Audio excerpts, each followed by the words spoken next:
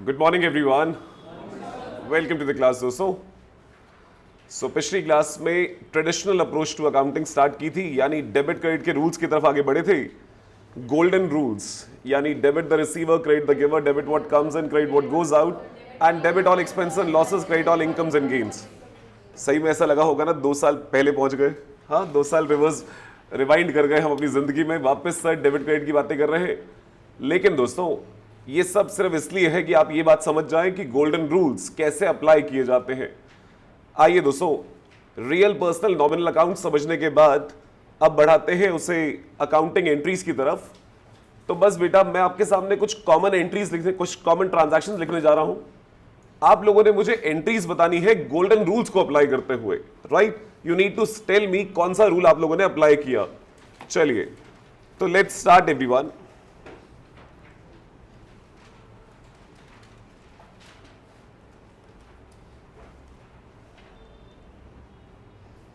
So application of golden rules.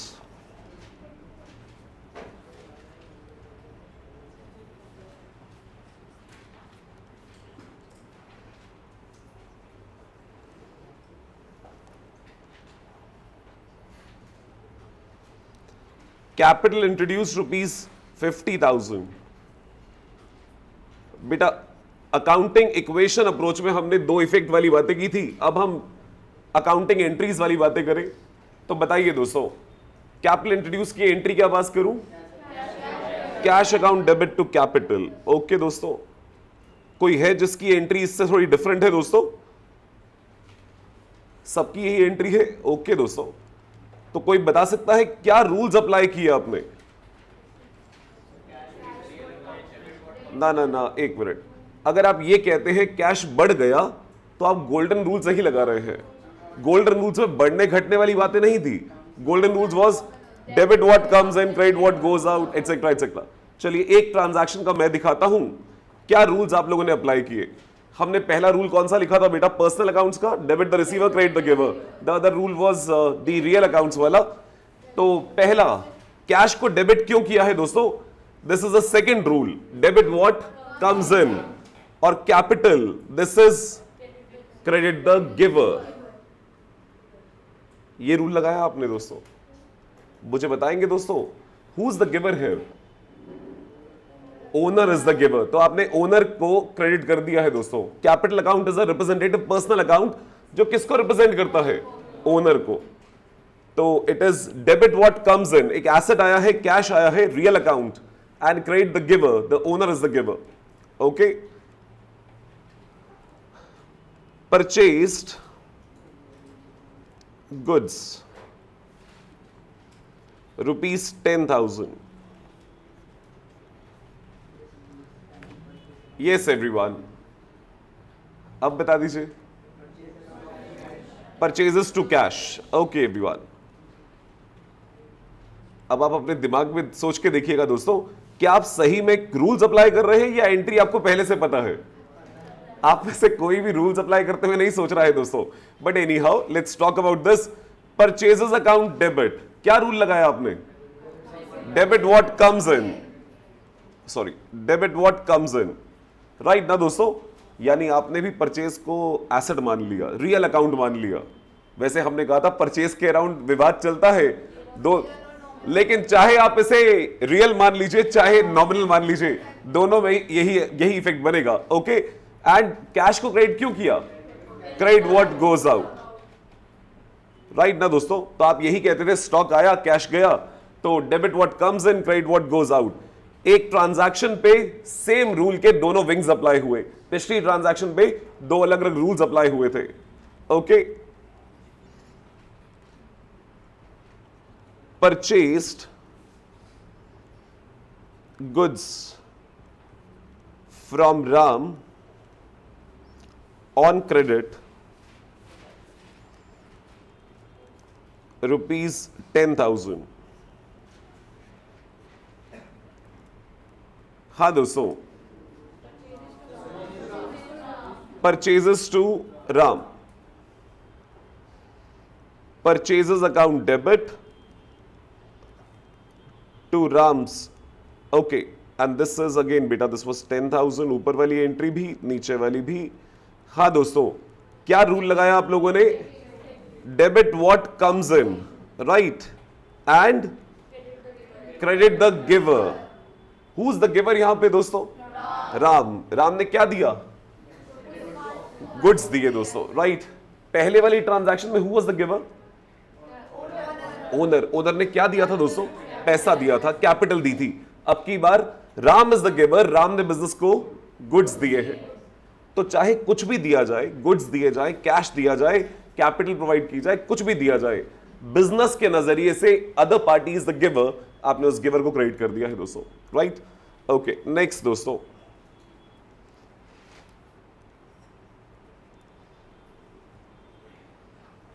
Paid ₹6,000 to Ram.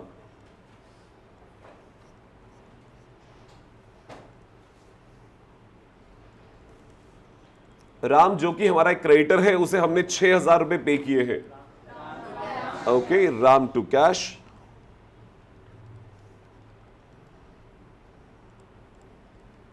₹6,000।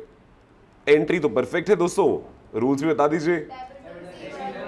Debit the receiver, okay, and credit what goes out.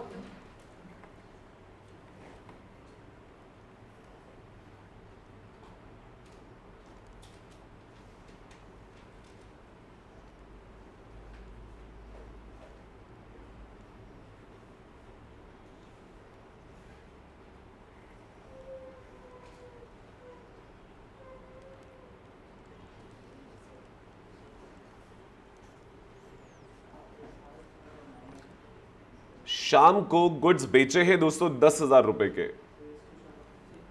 तो Sham to sales.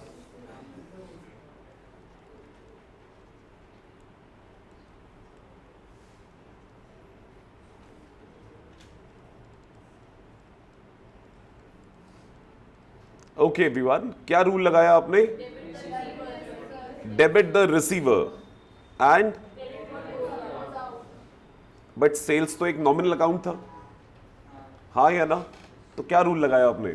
Credit all incomes and gains, right everyone. So debit the receiver, who is the receiver here? क्या receive किया उसने दोस्तों? Goods receive किए, और हमारी एक income हो गई। तो debit the receiver, credit all incomes and gains, right. Okay,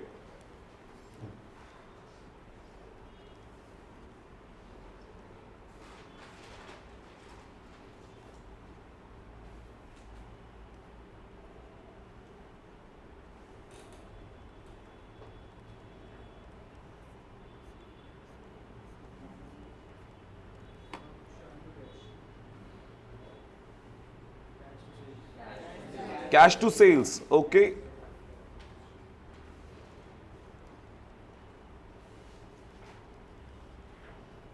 everyone, क्या रूल लगाया दोस्तों? Debit what comes in, credit what incomes and gains. अच्छा, अब की बार शाम रिसीवर नहीं है। पिछली बार शाम ने गुड्स रिसीव किए थे, अब की बार नहीं किए। अरे नहीं नहीं, वैसे वैसे ही पूछ रहा हूं, क्या अब की बार उसने गुड्स रिसीव नहीं किए? करे, फिर शाम क्यों नहीं आया पिक्चर में? आपको याद हो तो हमने पहले भी कहा था दोस्तों, जब कोई माल आप खरीदने या बेचते हैं किसी को उधार पे, सामने वाला आपके नाम में तभी इंटरेस्टेड होता है जब ट्रांजैक्शन उधार पे होती है, अदरवाइज दुआ सलाम होता है और जाने दो, पैसा आ गया कहानी खत्म। पैसा जब तक नहीं आया तब तक ही रिसीवर या गिवर वाली बातें होती हैं दोस्तों। जय माता दी। आ जाइए दोस्तों,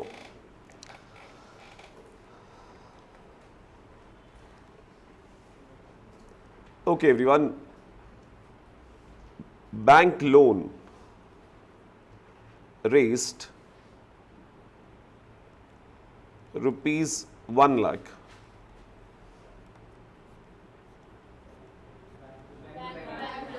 बैंक टू, ओके,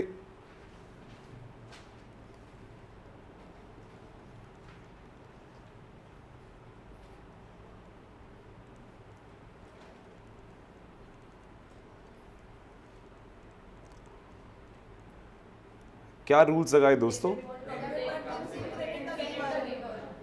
हाँ, बैंक अकाउंट का नेचर क्या था दोस्तों? Personal account.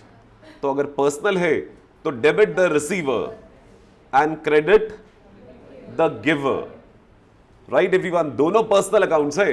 Debit the receiver, receiver कौन है यहां पे? रिसीवर कौन है? हम नहीं दोस्तों। अगर आप हमें रिसीवर की बात करते हो तो जरा रुकिएगा। ये पहले पॉइंट में हु वाज द रिसीवर? हम। हाँ या ना? पैसा किसको मिला था? आपने तो हम वाली बात ही नहीं करी यहां पे। हम नहीं दोस्तों, बिजनेस के एंगल से देखिए, क्या कोई और रिसीवर है या कोई और गिवर है? बिजनेस के लिए तो अकाउंटिंग कर रहे हो, हमारी बुक्स में हमारा अकाउंट नहीं होने वाला bye the name of business, नहीं ना? तो हमारे नजरिए से देखिए, कोई और रिसीवर या कोई और गिवर है? मुझे बताइए, बैंक से लोन लिया है दोस्तों, आराम से सोच के बताइए दो इफेक्ट क्या होंगे? बैंक ने लोन दिया, क्या कैश दिया? क्या दिया? मेरे खाते में जमा कर दिया पैसा। राइट, मान लीजिए दोस्तों मैंने एसबीआई बैंक से लोन लिया है और मेरा अकाउंट एचडीएफसी बैंक में है। तो एसबीआई बैंक ने जो मुझे पैसा दिया वो कहां गया? मेरे एचडीएफसी बैंक में। Who has received the money? HDFC bank. And who has given the money? SBI bank. तो ये जो एंट्री आप पास कर रहे हैं ये वही है, debit the receiver, credit the. Receiver है एचडीएफसी बैंक और गिवर है एसबीआई बैंक। बात समझ आती है दोस्तों? Does that make sense everyone? बढ़ाऊं आगे? ईमानदारी से बताइएगा, क्या हम ऐसे सोच के बाद एंट्रियां पास करते हैं? है गजब, कौन रिसीवर कौन गिवर? नहीं करते हो दोस्तों। हम इसीलिए ये बात समझ रहे हैं, आज गोल्डन रूल समझ के ये बात कह देंगे कि हम अकाउंटिंग गोल्डन रूल से नहीं करते हैं। तो अपने दिमाग में वो जो रायता बना हुआ है ना, कभी हम कहते हैं डेबिट द रिसीवर, कभी हम कहते हैं एसेट बढ़ गया, ये जो मिक्स्ड हम वैरायटी फॉलो करते हैं, अकाउंटिंग को कंफ्यूज करने का सिर्फ यही प्रॉब्लम है कि हम दो mix approach, hybrid approach follow करना चाहते हैं। जब आप एक डायरेक्शन में क्लियर हो जाएंगे कि मुझे दूसरी अप्रोच फॉलो ही नहीं करनी, तो अकाउंटिंग बहुत सरल लगेगी दोस्तों। ठीक है जी, आ जाइए दोस्तों।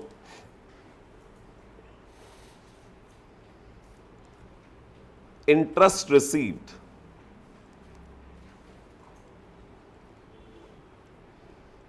₹10,000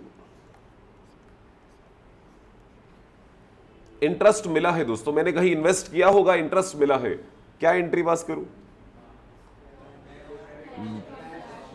तो bank account debit to interest.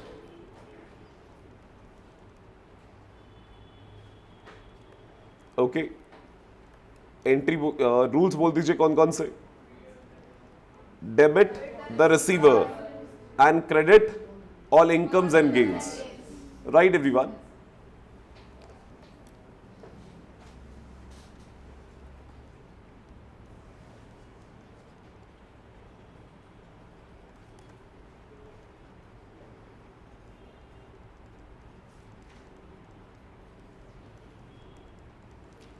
Interest accrued, accrued interest to interest।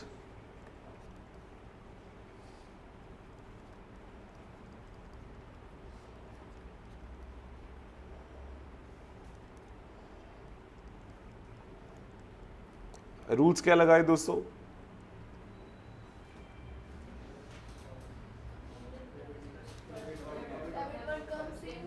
Debit what comes in, what has come in, क्या आया है आपके पास बताइए।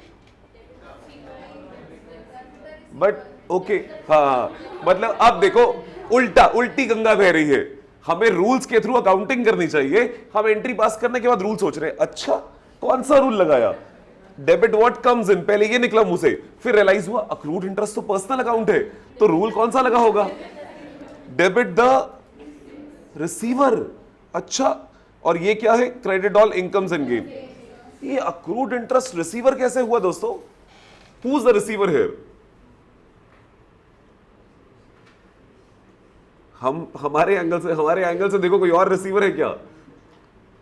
हाँ दोस्तों, जोर से बोल बेटा, बैंक क्या रिसीवर है? किस बात का? एवरीवन आराम से सोचिए, ये इंटरेस्ट हमें क्यों मिलना है? जोर से बोलो बेटा। हमने पैसा किसी को उधार दिया होगा, कहीं पैसा इन्वेस्ट किया होगा।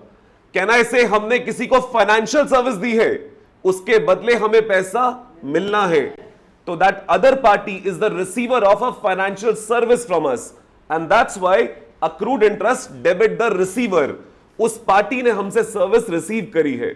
किस पार्टी ने? अगर मैंने बैंक में एक एफडी कराई है तो बैंक ने पैसा रिसीव किया है, बैंक ने फाइनेंशियल सर्विस रिसीव करी है। अगर मैंने आपको उधार दिया है तो आपने वो फाइनेंशियल सर्विस रिसीव की है, यू आर द रिसीवर। अब बता दीजिए अक्रूड इंटरेस्ट अकाउंट का नेचर क्या था दोस्तों? पर्सनल, और पर्सनल में भी रिप्रेजेंटेटिव पर्सनल। किसे रिप्रेजेंट कर रहा था बेटा? ये जिसने पैसा देना है। क्यों देना है? क्योंकि उसने हमारी फाइनेंशियल सर्विस रिसीव करी है। बात समझ आती है दोस्तों? ये थोड़ी देर पहले अभी हमने शाम को माल बेचा था, शाम भी रिसीवर था दोस्तों। क्या रिसीव किया था उसने? गुड्स। अब की बार क्या रिसीव किया है? Financial service. कुछ भी रिसीव किया हो, बिजनेस के एंगल से देखिए, अगर other party is a receiver तो that party is a debit the receiver वाले रूल के अंदर। बात समझ आती है दोस्तों? नेक्स्ट वन,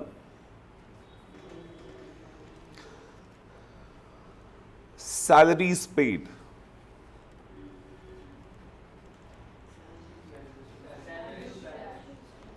हाँ दोस्तों, सैलरीज टू कैश या salaries account debit to bank. Okay, to cash लिख देते हैं। चलिए, कैश में पे कर दिया 5,000 रुपए। यस बेटा, debit all expenses and losses, यानी rule number 3, and credit what goes out. Okay,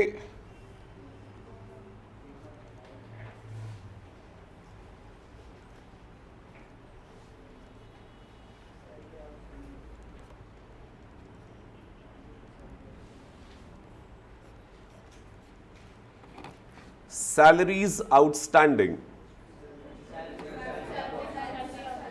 salaries account debit to salaries outstanding।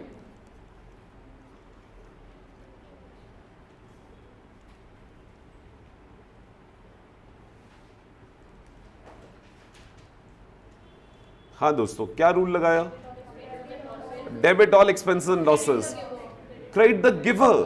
Who is the giver?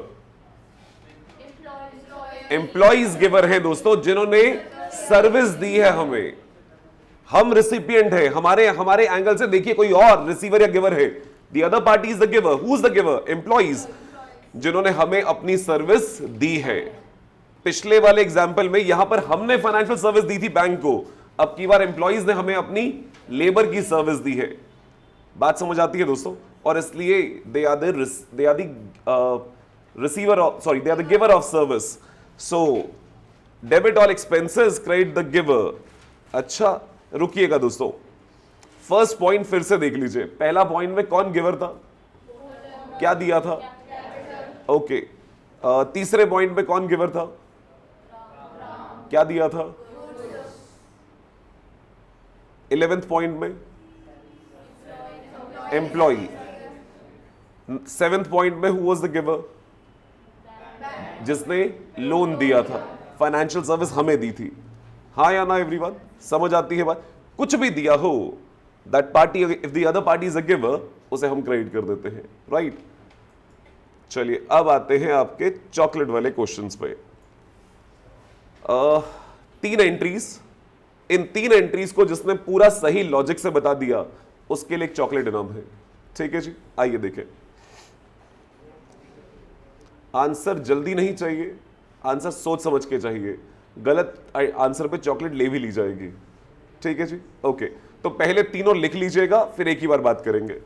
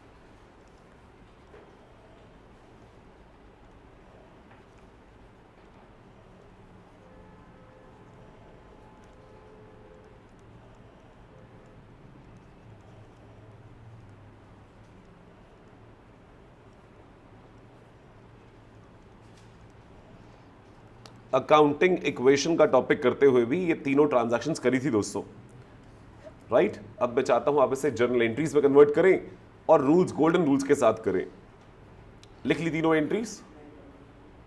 Okay, आपके पास 60 सेकेंड से तीनों की एंट्रीज लिख लीजिए और रूल्स के साथ लिख लीजिए, फिर आपसे पूछा जाए।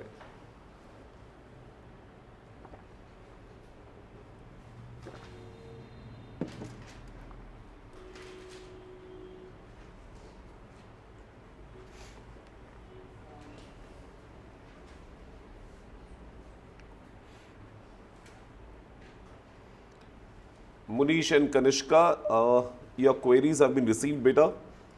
ये एक्सरसाइज खत्म करते हैं जो भी कर रहे हैं, उसके बाद आपकी क्वेरीज टेकअप करता हूं, ठीक है?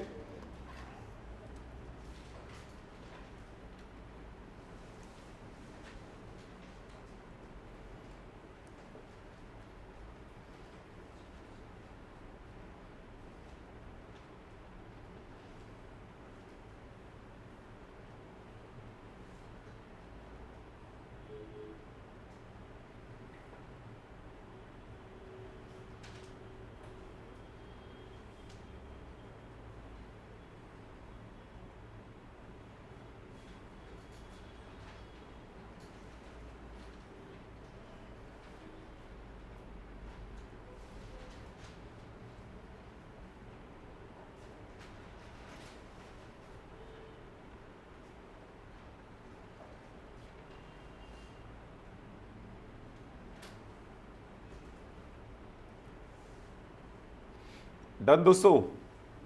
हाँ,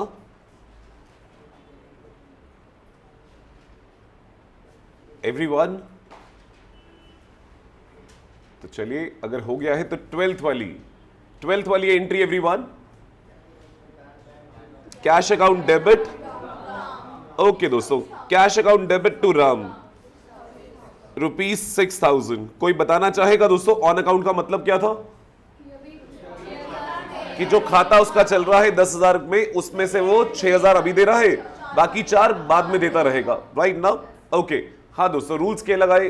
हाँ बेटा, आपने हाथ खड़ा किया था, यस बेटा, या कैश, हाँ, debit what comes in, okay. Ram being the giver for 6,000 rupees आपने क्रेडिट कर दिया है, तो debit what comes in, credit the giver, ये रूल लगा के आपने एंट्री पास करी है, परफेक्ट बेटा। ओके, नेक्स्ट वन, यस बेटा।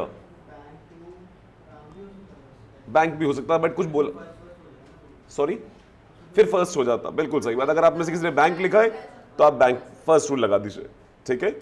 ओके, हाँ दोस्तों, Ram a debtor who owes 10,000 paid 9,000 in full settlement. हाँ बेटा, यस बच्चे। कैश अकाउंट डेबिट कितना?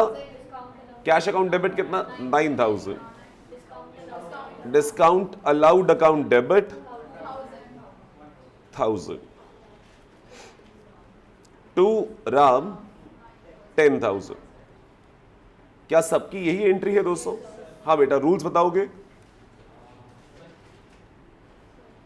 रूल उल्टी गंगा। हाँ हाँ बेटा,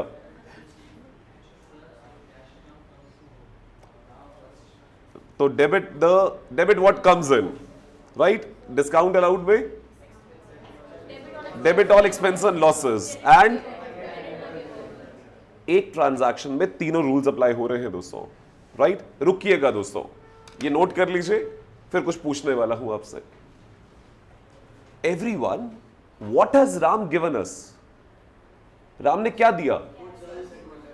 अभी क्या दिया? आपने इस एंट्री में कहा Ram is the giver, right ना दोस्तों? What has Ram given you in this transaction? Cash. कितना कैश? आपने तो 10,000 से गिवर कह दिया उसे। ना ना ना ना, आप यहां दो बातें मिक्स कर रहे हैं दोस्तों। मैंने आपसे पूछा, आपने रूल क्या लगाया? Credit the giver. What has he given you? Cash. कितना कैश? तो ही is the giver of 9,000 cash. आपने उसे गिवर का रूल कितने अमाउंट पे लगाया? 10,000। उड़ी बाबा, कौन सा रूल? ये तो 9,000 के गिवर को आप 10,000 का गिवर दिखा रहे हो। अब जब मैं आपसे जस्टिफिकेशन पूछता हूं तो आपका जस्टिफिकेशन क्या है? Sir full settle. ये आपने दूसरी भाषा मिक्स कर दी, मॉडर्न अप्रोच मिक्स कर दी। What has Ram given you? तो फिर गिवर तो वो सिर्फ 9,000 का है।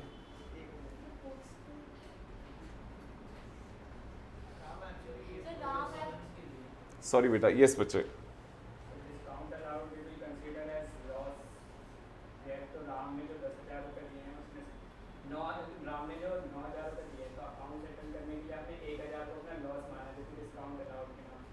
बट राम ने क्या दिया? मैं तो सिंपल, आपने कहा Ram credit the giver, giver is Ram.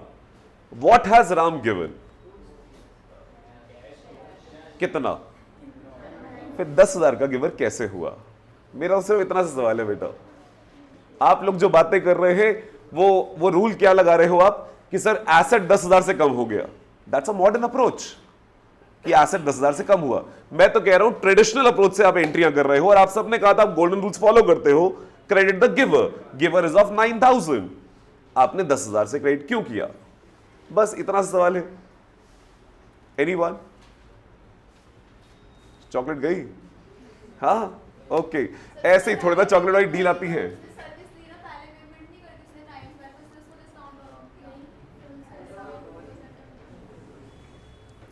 What has Ram given you? अच्छा चलो एक मिनट, एक काम करते हैं, अगली एंट्री एक और पकड़ लेते हैं।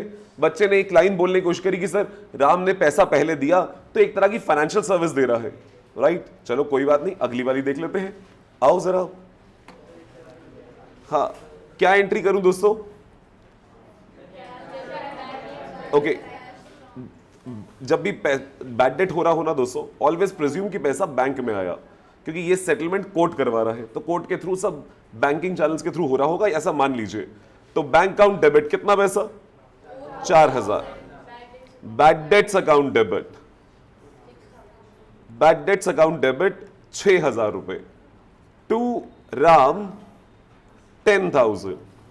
रूल क्या लगाया दोस्तों? डेबिट, यहां पर डेबिट द रिसीवर, और bad debts to Ram credit the. What has Ram given you? Ram ने क्या दिया? 4। अब तो कोई फाइनेंशियल सर्विस भी नहीं आई। अब कहां का गिवर है ये बताओ। हाँ दोस्तों, चलिए दोबारा पूछता हूं। आपको कहा ना मैंने, इस रूम में सिर्फ एक ही सीए है, वो मैं हूं, और मैं लॉस मेकिंग डील्स नहीं करता हूं। अगर चॉकलेट का ऑफर दिया है तो मुझे पता है मैं बचा सकता हूं या कमा सकता हूं, तभी ये डील की गई है। पहले पॉइंट में हु इज द गिवर? क्या दिया? तीसरे पॉइंट में क्या दिया?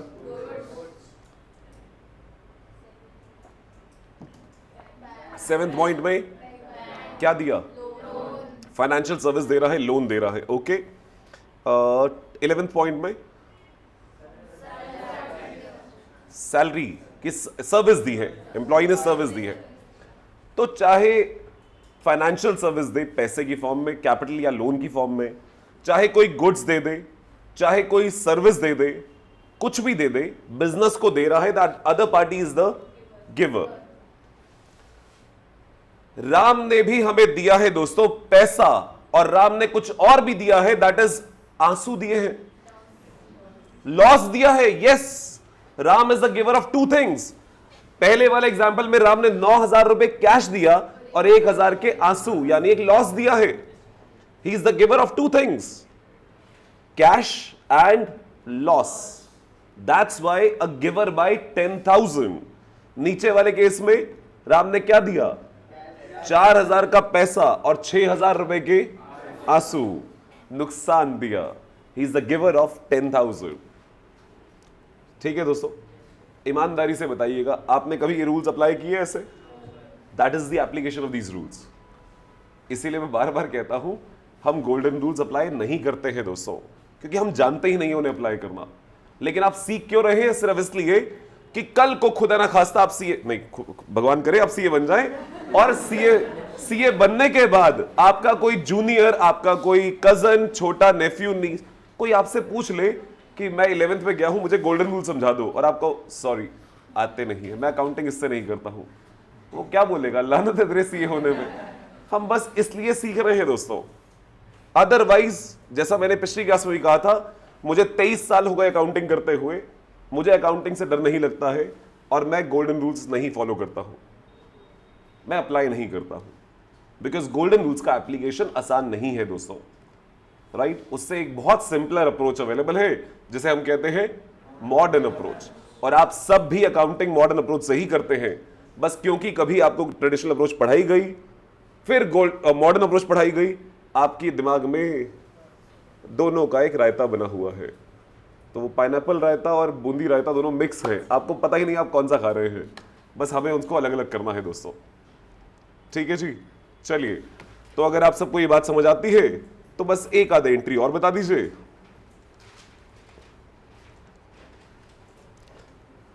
इंटरेस्ट ऑन कैपिटल,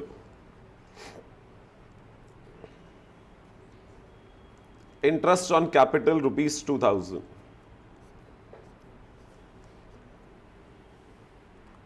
हाँ दोस्तों,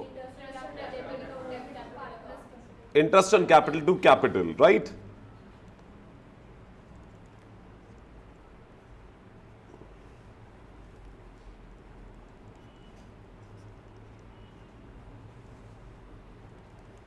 हाँ दोस्तों, क्या रूल लगाया आपने?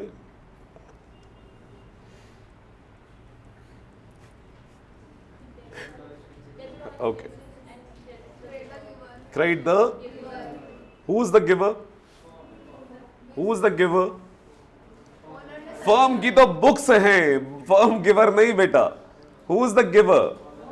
Owner is the giver. जिसने क्या दिया है? पैसा, फाइनेंशियल सर्विस दी हुई है, जिसके बदले आप उसे पैसा, इंटरेस्ट दे रहे हैं। Owner is the giver. उड़ी बाबा, हाँ हाँ बेटा। Is this okay everyone? Okay,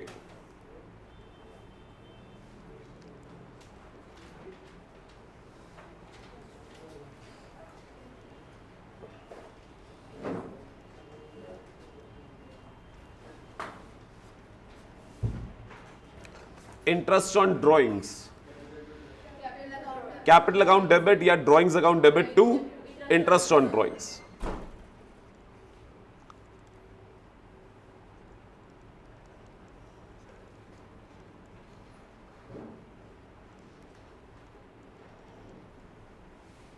हाँ दोस्तों, क्या रूल लगाया आपने?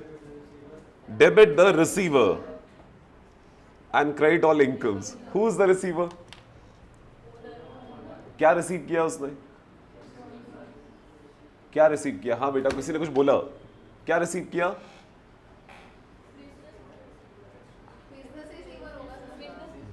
बिजनेस के एंगल से देख रहे हो, और आप तो डेबिट कर रहे हो ना, डेबिट द पर्सनल अकाउंट, यही एंट्री करते हो, डेबिट द रिसीवर। उसने फाइनेंशियल सर्विस बिजनेस से रिसीव करी है, बिजनेस से पैसा लिया है ना दोस्तों, ड्रॉइंग्स ली है, पैसा विड्रॉ किया है बिजनेस से, उसी के लिए तो इंटरेस्ट दे रहा है। तो what has the owner received?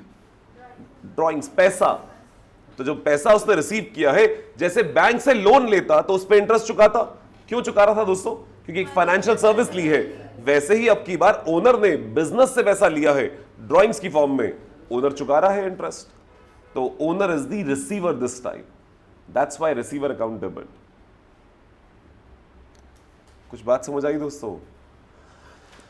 अच्छा, अभी थोड़ी देर पहले जब मैंने आपसे वो राम वाला बात पूछी थी, राम ने कितना पैसा दिया हुआ था दोस्तों? 10,000 में से 9,000, 4,000। अब बताना दोस्तों, Ram, a debtor of ₹10,000 became insolvent. Nothing is recoverable.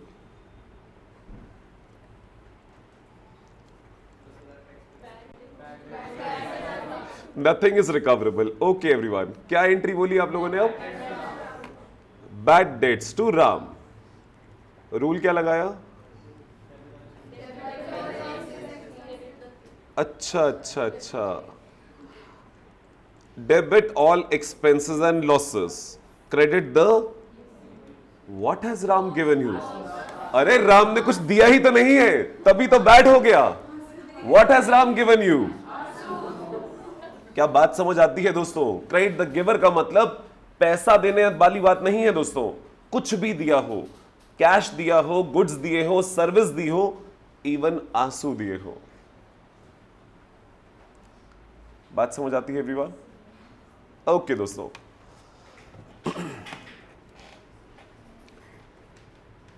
तो आई होप दोस्तों इन 17 एग्जाम्पल्स के बाद आप एक बात तो समझ गए हैं कि हम गोल्डन रूल्स हमें आते हैं, लेकिन हम इसके थ्रू अकाउंटिंग नहीं करने वाले हैं। 100% बेटा modern approach is better. I will take you to modern approach. 2 minute बाद आप कहेंगे modern approach is much simpler, much better, right? एक बार सोचिएगा दोस्तों, इस अप्रोच को लगाने के लिए पहले मुझे क्या पता करने की जरूरत था? Golden rules. और गोल्डन रूल्स के साथ मुझे अकाउंट्स के नेचर। क्या आपको अकाउंट्स को क्लासिफाई करते हुए दिक्कत हुई? रियल क्या है, पर्सनल क्या है, नॉमिनल क्या है, हाँ या ना? और परचेज अकाउंट को लेकर तो आज तक कोई सहमति नहीं है कि वो रियल है या नॉमिनल। तो अकाउंट्स की क्लासिफिकेशन इस तरह से करना, रियल, पर्सनल, नॉमिनल, पहले तो वहीं पे एफर्ट लगता है, फिर रूल्स को अप्लाई करने में टाइम लगता है दोस्तों, सोचने में टाइम लगता है। अब आ जाते हैं दोस्तों तीसरी अप्रोच पे, द मॉडर्न अप्रोच।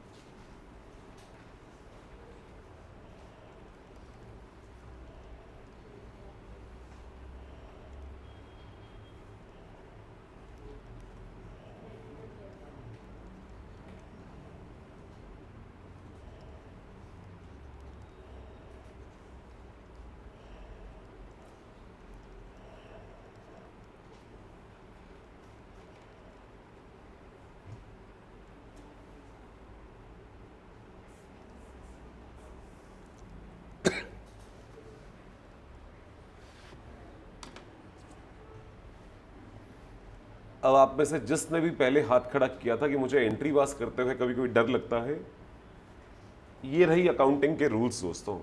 आपके सामने एक छोटी सी स्क्रीन पे, अगर आपको डर लगता है तो ये रहा वो आपका डर।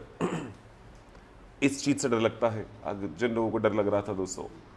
डर कतई गोल्ड इन डेबिट क्रेडिट का नहीं होता है दोस्तों। एंट्री का डर होता है वो 2 इफेक्ट्स का, जो आप इक्वेशन में सीख रहे थे, अकाउंटिंग इक्वेशन के अंदर। अगर आप वो 2 इफेक्ट्स सही ढंग से आइडेंटिफाई कर लें तो ये रहा डेबिट क्रेडिट में कन्वर्ट करने का तरीका। अब आप सोच के देखिए दोस्तों, यहां पर एप्लीकेशन कैसी है?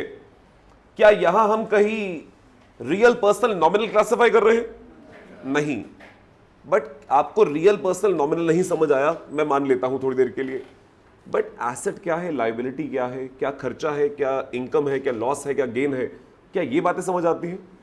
तो बस बेटा, मॉडर्न अप्रोच सिर्फ उस बेसिक क्लासिफिकेशन पे अकाउंटिंग करती है, फर्दर रियल, पर्सनल, नॉमिनल ये नहीं सोचती है। सिर्फ ये देखा जाता है एसेट क्या है, लायबिलिटी क्या है, इनकम क्या है, गेन्स क्या है, प्रॉफिट्स क्या है, लॉसेस क्या है, गेन और एक्सपेंसेस क्या है, और उसके बेस पे अकाउंटिंग। और ये 4 रूल्स में पूरी अकाउंटिंग समाई हुई है।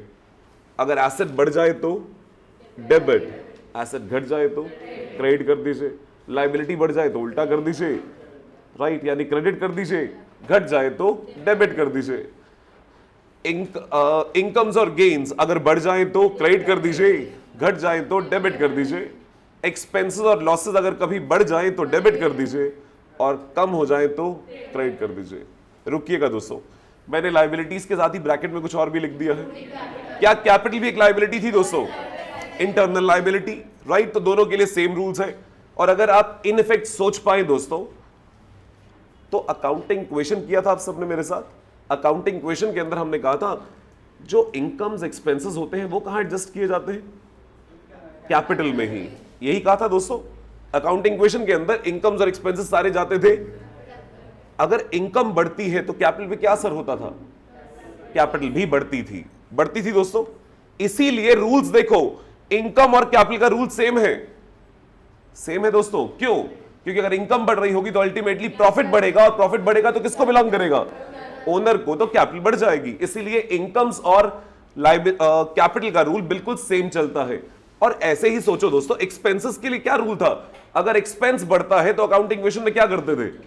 कैपिटल में माइनस कर देते थे। खर्चा बढ़ा या लॉस बढ़ा, कैपिटल में माइनस, कैपिटल कम हो गई। क्यों कम हो गई? क्योंकि अगर एक्सपेंस बढ़ते हैं तो लॉसेस बढ़ता है, लॉस बढ़ेगा तो कैपिटल। तो इसीलिए एक्सपेंसेस और लॉसेस का बिल्कुल कैपिटल के उल्टा रूल है। क्योंकि अगर एक्सपेंस बढ़ेगा तो कैपिटल को घटाएगा, और कैपिटल घटती थी तो डेबिट, वैसे ही खर्चा बढ़ा तो डेबिट कर दिया दोस्तों। बात समझ आती है एवरीवन? हाँ या ना एवरीवन? तो बस इतने से है रूल्स दोस्तों। यहां मुझे सोचने की जरूरत नहीं होती क्या रियल क्या है, पर्सनल क्या है, who is the giver, who is the receiver, नुकसान दिया, कुछ दिया, आंसू दिए, कुछ सोचने की जरूरत नहीं होती। और आइए इसी बात को अब ऊपर वाली 17 एंट्रीज पे अप्लाई करें। ठीक है दोस्तों, आ जाइए मेरे साथ। और अब की बार जब आप अप्रोच फॉलो करें तो ये नहीं बोलिएगा who is the giver, who is the receiver, ये बोलिएगा क्या बढ़ा क्या घटा। Because modern approach talks in terms of increase और decrease, and that is exactly what you do in accounting equation. Equation में भी आप क्या कर रहे थे दोस्तों? प्लस और माइनस, क्या बढ़ा क्या घटा। इसीलिए मैं कहता हूं इक्वेशन को समझो, मॉडर्न अप्रोच अप्लाई करो, पूरी डेबिट क्रेडिट में खत्म हो जाएगी कहानी दोस्तों। आ जाइए एवरीवन। अब बताइए, कैपिटल इंट्रोड्यूस करी है, दो इफेक्ट बताइए दोस्तों। कैश बढ़ गया और कैपिटल नाम की एक लायबिलिटी बढ़ गई। कैश बढ़ा मतलब एक एसेट बढ़ा, एसेट बढ़ा तो डेबिट, और कैपिटल मतलब एक लायबिलिटी बढ़ी तो क्रेडिट। क्या वही एंट्री है दोस्तों एवरीवन? अब अगर ओनर पैसा बैंक में देता है, यानी चेक के थ्रू देता है, तो भी तो बैंक टू कैपिटल। मुझे सोचने की जरूरत नहीं है, कैश तो रियल अकाउंट है, बैंक पर्सनल अकाउंट है। कैश और बैंक दोनों मेरे लिए एसेट है। एसेट बढ़ा तो डेबिट, कैपिटल बढ़ी तो। जय माता दी। Next one, purchase goods ₹10,000। दो इफेक्ट क्या हुए दोस्तों? एसेट बढ़ा, कौन सा एसेट? स्टॉक बढ़ गया, और कैश कम हो गया, एक एसेट कम हो गया। एसेट बढ़ा तो डेबिट, एसेट कम हुआ तो क्रेडिट। तो परचेज रिप्रेजेंट स्टॉक। बेटा पूरे साल जो हम स्टॉक खरीदते हैं उसे हम एक और अकाउंट में डाल देते हैं जिसका नाम है परचेजेस अकाउंट, राइट? वैसे हम एक स्टॉक अकाउंट खोल सकते हैं दोस्तों। मेरी बात ध्यान से सुनिएगा एवरीवन। आप देखिए, साल के बिगिनिंग में डेटर्स का बैलेंस है, डेटर्स एज ऑन 1/4/23, राइट दोस्तों? वैसे ही मेरे पास स्टॉक का बैलेंस है, stock as on 1 April 23। Debtors है 1 लाख रुपए के, स्टॉक भी है 1 लाख का। ठीक है बेटा, मैंने अपने डेटर्स को साल भर में 10 लाख का माल बेचा, तो डेटर्स कितने के हो जाएंगे? 10 लाख का माल बेचा है दोस्तों। अकाउंटिंग एंट्री भूल जाओ दोस्तों, सिंपल कॉमन सेंस से सोच के बताओ, अभी डेटर्स कितने के हैं साल के बिगनिंग में? 1 लाख। मैंने साल में 10 लाख का माल बेचा, डेटर्स हो गए 11 लाख के। उन्होंने मुझे 9 लाख कैश दे दिया, तो साल के एंड में 2 लाख के डेटर्स बचे हुए। क्या ऐसा ही होगा? तो आप एंट्रीज क्या पास करते हैं दोस्तों? जब आपने माल बेचा 10 लाख का, तो आप क्या एंट्री पास करेंगे? Debtors to sales. क्या इसी डेटर अकाउंट में 10 लाख रुपए जुड़ जाते हैं दोस्तों? हाँ या ना? जल्दी जल्दी बोलते चलो। तो 10 लाख रुपए यहां जुड़ गए। अब डेटर्स से 9 लाख रुपए आ गया, एंट्री बोलो कैश टू डेटर्स। डेटर्स कम हो जाते हैं 9 लाख से, तो अल्टीमेटली आपके डेटर्स में साल के एंड में बैलेंस बचता है 2 लाख रुपए। इसी डेटर अकाउंट में पैसा आता है, माल बिकता है, और आखिरी में बैलेंस बच जाता है। अब यही बात स्टॉक के लिए देखिए, स्टॉक का भी ओपनिंग बैलेंस पड़ा है, स्टॉक भी एक एसेट है। पूरे साल 10 लाख का माल खरीदा, लेकिन आप क्या स्टॉक में जोड़ते हो उसे? आप कहां डालते हो? आप उसे डाल देते हो in another account called purchases. पूरे साल जो भी स्टॉक आता है उसे आप स्टॉक अकाउंट में नहीं डालते, उसे आप डालते हो परचेजेस अकाउंट के अंदर। तो 10 लाख का ये परचेजेस। हाँ या ना? ऐसा ही करते हो दोस्तों। इसीलिए आपके ट्रायल के अंदर ओपनिंग स्टॉक पड़ा होता है, क्योंकि हम इस अकाउंट को टच नहीं करते पूरे साल। हम इस अकाउंट को एज इट इज कैरी करते हैं और साल के एंड में ट्रांसफर करते हैं टू ट्रेडिंग अकाउंट। और पूरे साल जो आप परचेज करते हो उसके लिए आप एक और अकाउंट खोल देते हो bye the name of purchases. ये वही रिप्रेजेंट कर रहा है जैसे डेटर्स अकाउंट के अंदर ये चीज है। मेरी बात समझ आती है दोस्तों? तो ओपनिंग स्टॉक अलग पड़ा होता है और इसीलिए साल के एंड में जो आप एक अकाउंट बनाते हो, कौन सा अकाउंट? Trading account. साल के एंड में you make a trading account दोस्तों। जल्दी जल्दी बोलो हाँ या ना। अगर आप सोच के देखें दोस्तों तो ये ट्रेडिंग अकाउंट ही एक तरह का स्टॉक अकाउंट होता है। ऐसा नाटा देखो, pin drop silence. Trading account ही स्टॉक अकाउंट होता है दोस्तों। आओ जरा चेक करके देखें, अगर स्टॉक एक एसेट है तो शुरुआत कहां से होती है उसकी? Opening balance to balance brought down, हाँ या ना? और आप भी क्या लिखते हो यहां पे? लिखते हो या नहीं लिखते हो? हाँ। और स्टॉक जब बढ़ता तो एक एसेट बढ़ता, एसेट बढ़ता तो आप डेबिट करते आप भी। और किस वजह से बढ़ता स्टॉक? आप भी क्या करते हो दोस्तों? हाँ या ना? तो ये स्टॉक का ओपनिंग बैलेंस, ये स्टॉक का बढ़ना। स्टॉक घटता तो आप क्या करते? क्रेडिट कर देते। करते या नहीं करते? और स्टॉक का क्लोजिंग बैलेंस होता तो बाय बैलेंस सीडी। यहां पे लिखते हो या नहीं लिखते हो दोस्तों? ये trading account is nothing but a stock account. चलिए मैं आपसे फिर से पूछता हूं, बच्चे का सवाल है सर कैरेज इनवर्ड वगैरह भी तो जाता है यहां पे। अब मेरा आपसे सवाल है, मैंने पहले भी पूछा था, फिर से पूछ लेता हूं। पूछा था आप लोगों से ये पेन मुझे कितने का पड़ा? नहीं पूछा था। चलो ये मैं मान के चलता हूं, ये एग्जाम्पल आप लोग याद रखेंगे। रजिस्टर का लास्ट पेज खोल लीजिए दोस्तों। बेटा मुझे अगर कोई एग्जाम्पल्स ऐसे होते हैं जो मुझे लाइफ लॉन्ग आपको याद रखवाने हैं, मैं उन्हें आपके रजिस्टर्स के कुछ आखिरी पेज पे लिखवाता हूं ताकि ढूंढने ना पड़े, जब बोला जाए आप पीछे जाके देख सके। ठीक है जी, तो आ जाइए दोस्तों, ये एग्जाम्पल लिखिएगा everyone. I am a station, example लिखिएगा, mister x a stationery dealer, mister x a stationery dealer purchased 100 pens at the rate of rupees 20 each and paid freight of rupees 100.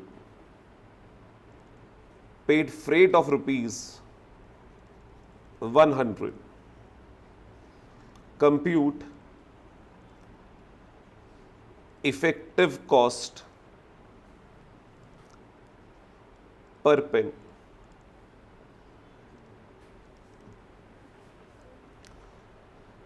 मुझे कोई अकाउंटिंग नहीं चाहिए, मुझे pure common sense चाहिए। व्यापारी की तरह सोच के बताइएगा दोस्तों। अब बिजनेसमैन, ट्रू बिजनेसमैन बन के सोच के बताइएगा। मैं एक स्टेशनरी डीलर हूं दोस्तों, स्टेशनरी खरीदता हूं, स्टेशनरी बेचता हूं। उनमें एक आइटम है पेन। मैंने 100 पेन खरीदे हैं 20 रुपए के भाव से, राइट? और पेन को लाने के लिए 100 रुपए का भाड़ा पे किया है। ठीक है दोस्तों, मुझे एक पेन कितने का पड़ा आपने ये बताना है। तो पहले जरा ये बता दीजिए। 21, क्या बात कर रहे हो? आओ जरा देखें कितना पे किया सप्लायर को। सो योर परचेज वैल्यू या purchase price is 100 pence at the rate of 20 each, which means 2000। ये आपने सप्लायर को पे किया पेन्स के लिए 2000 रुपए, और इसके अलावा 100 रुपए का भाड़ा पे किया। क्या वो भी पेन की कॉस्ट का पार्ट है बेटा? Add freight. इस माल को लाने के लिए मुझे 100 रुपए का भाड़ा पे करना पड़ा, यानी ये पेन की जो मुझे कॉस्ट पड़ी है दैट इज 2100 रुपए। कितने पेन्स की? कितने पेन्स की? 100 पेन्स की। तो अगर 100 पेन की कॉस्ट 2100 रुपए है, एक पेन कितने का पड़ा? 21 रुपए। पक्का एवरीवन? अच्छा, लेकिन मैंने तो ये पेन 20 में खरीदा था, 21 का कैसे पड़ा? लाने के खर्चे। पक्का ना बेटा? हाँ बिल्कुल सही बात। अब आप बताइए सब लोग दोस्तों, 100 रुपए का फ्रेट पे किया था 100 पेन पे, यानी पर पेन फ्रेट कितना हुआ? 1 रुपए। तो 20 रुपए पेन की कॉस्ट प्लस 1 रुपए से लाने का भाड़ा, मुझे पेन पड़ा है 21 रुपए का, हाँ या ना? और यही बात आपके ट्रेडिंग अकाउंट में दिखाई देती है। आप बताइए, जो पेन आपने खरीदे हैं, क्या उसकी कॉस्ट सिर्फ 2000 रुपए पड़ी है या 100 रुपए का फ्रेट भी पड़ा है? इसीलिए आप वो स्टॉक अकाउंट में ही जोड़ देते हैं बेटा, इसीलिए वो ये ट्रेडिंग अकाउंट में खर्चे आ जाते हैं, क्योंकि वो इस माल से जुड़े हुए खर्चे होते हैं। कुछ बात समझ आती है दोस्तों? इसीलिए trading account is nothing but stock account. ठीक है, मैं आपके सामने एक छोटा सा एग्जांपल लिखता हूं दोस्तों। आप लोगों ने कुछ लिखना नहीं है, सिर्फ मुझे गाइड करना है और एंजॉय करना है कि कुछ नया सीखने को मिल रहा है। सिर्फ सामने देखना है, ये बचपन से आप करते आए हैं दोस्तों, लेकिन सिर्फ सामने देखें और उसे एंजॉय करें। और ये जो अभी 21 रुपए वाली बात करी है,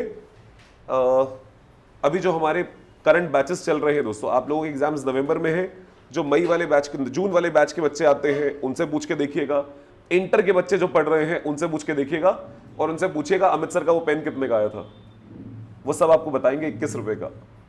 सिर्फ इसलिए दोस्तों क्योंकि ये चीजें बहुत काम आएंगी आगे। ये एग्जाम्पल मैं हर बैच में सेम एग्जाम्पल लेता हूं, because these examples are going to become your base. ये लाइफ में आगे बहुत काम आने वाले हैं, एक बार नहीं बार बार आप इस्तेमाल करने वाले हो। ठीक है बेटा, ओके एवरीवन। तो लीजिए दोस्तों,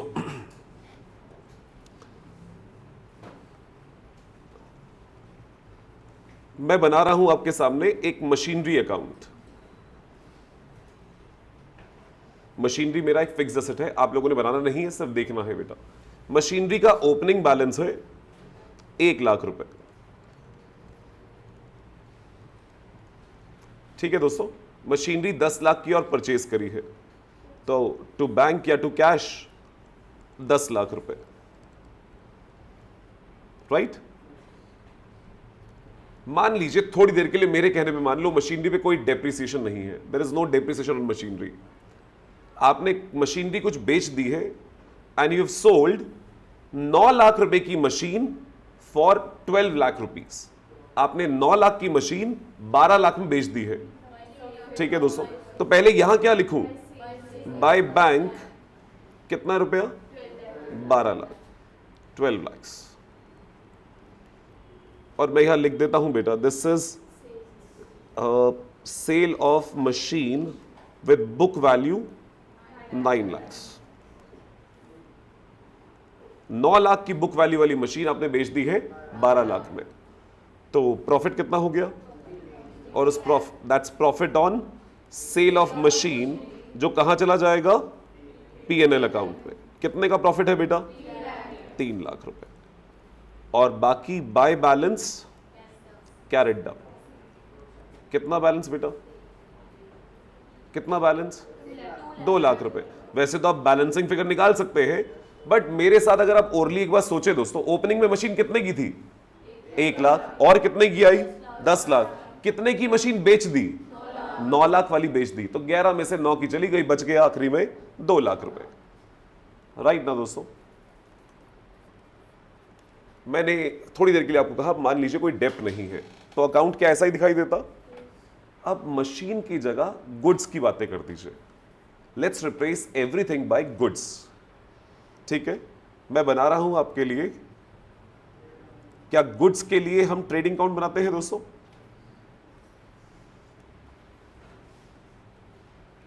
हाँ दोस्तों, ओपनिंग स्टॉक है 1 लाख रुपए का, बोलिए। तो आप यहां पे वैसे क्या लिखते हैं? Opening stock. क्या वो बैलेंस बीडी ही है दोस्तों? 1 लाख रुपए। पूरे साल में परचेज किया, टू परचेज। एक बार जरा सोच के बताएंगे दोस्तों, पूरे साल आपने जब परचेज किया था, मान लीजिए चेक के थ्रू पेमेंट करी थी, तो आपने पहले एंट्री क्या पास की होगी? Purchases to bank. और अब क्या एंट्री पास करी? Trading to purchases. इन दोनों का नेट इफेक्ट क्या हुआ? मैं दोबारा बोल, आराम से पहले सोच लीजिए। पहले एंट्री क्या पास करी? पहले एंट्री क्या पास करी? Purchases to bank. पूरे साल क्या ये एंट्री करी जब पेमेंट करी? Purchases to bank, purchases to bank करी दोस्तों। और एंड में ट्रेडिंग टू परचेजेस। इन दोनों का नेट इफेक्ट क्या हुआ? Trading to bank. यानी ट्रेडिंग को मैं कह रहा हूं स्टॉक काउंट है, तो अल्टीमेटली इफेक्ट क्या हुआ, स्टॉक टू बैंक। ऊपर जब मशीन खरीदी थी तो क्या एंट्री हुई थी, सब हो मेरे साथ, ओके। अब बेटा 9 लाख की कॉस्ट वाले गुड्स 12 लाख में बेच दिए हैं, तो क्या लिखूं, बाय सेल्स 12 लाख रुपए, कॉस्टिंग 9 लाख। तो आखिरी में आपके पास क्लोजिंग स्टॉक कितना बचा, 11 माइनस 9 2 लाख का, और आपका प्रॉफिट जिसे आप क्या कहते हो, ग्रॉस प्रॉफिट, कितना हो गया, और ये ग्रॉस प्रॉफिट कहां चला जाएगा। मैं चाहता हूं अब आप लोग दोनों अकाउंट्स को कंपेयर करें, ये आपका मशीनरी अकाउंट और ये आपका ट्रेडिंग अकाउंट।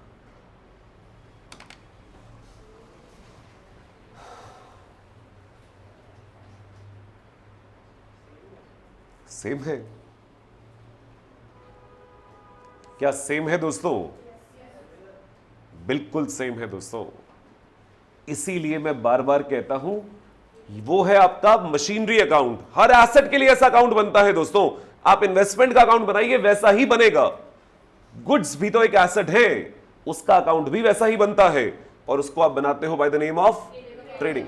क्योंकि गुड्स में आप फ्रीक्वेंटली डील करते हो, तो हम हर ट्रांजैक्शन का प्रॉफिट लॉस नहीं निकाल सकते, इसीलिए हम साल के एंड में एक बकेट बना देते हैं bye the name of trading account, और ये प्रॉफिट लॉस निकाल लेते हैं।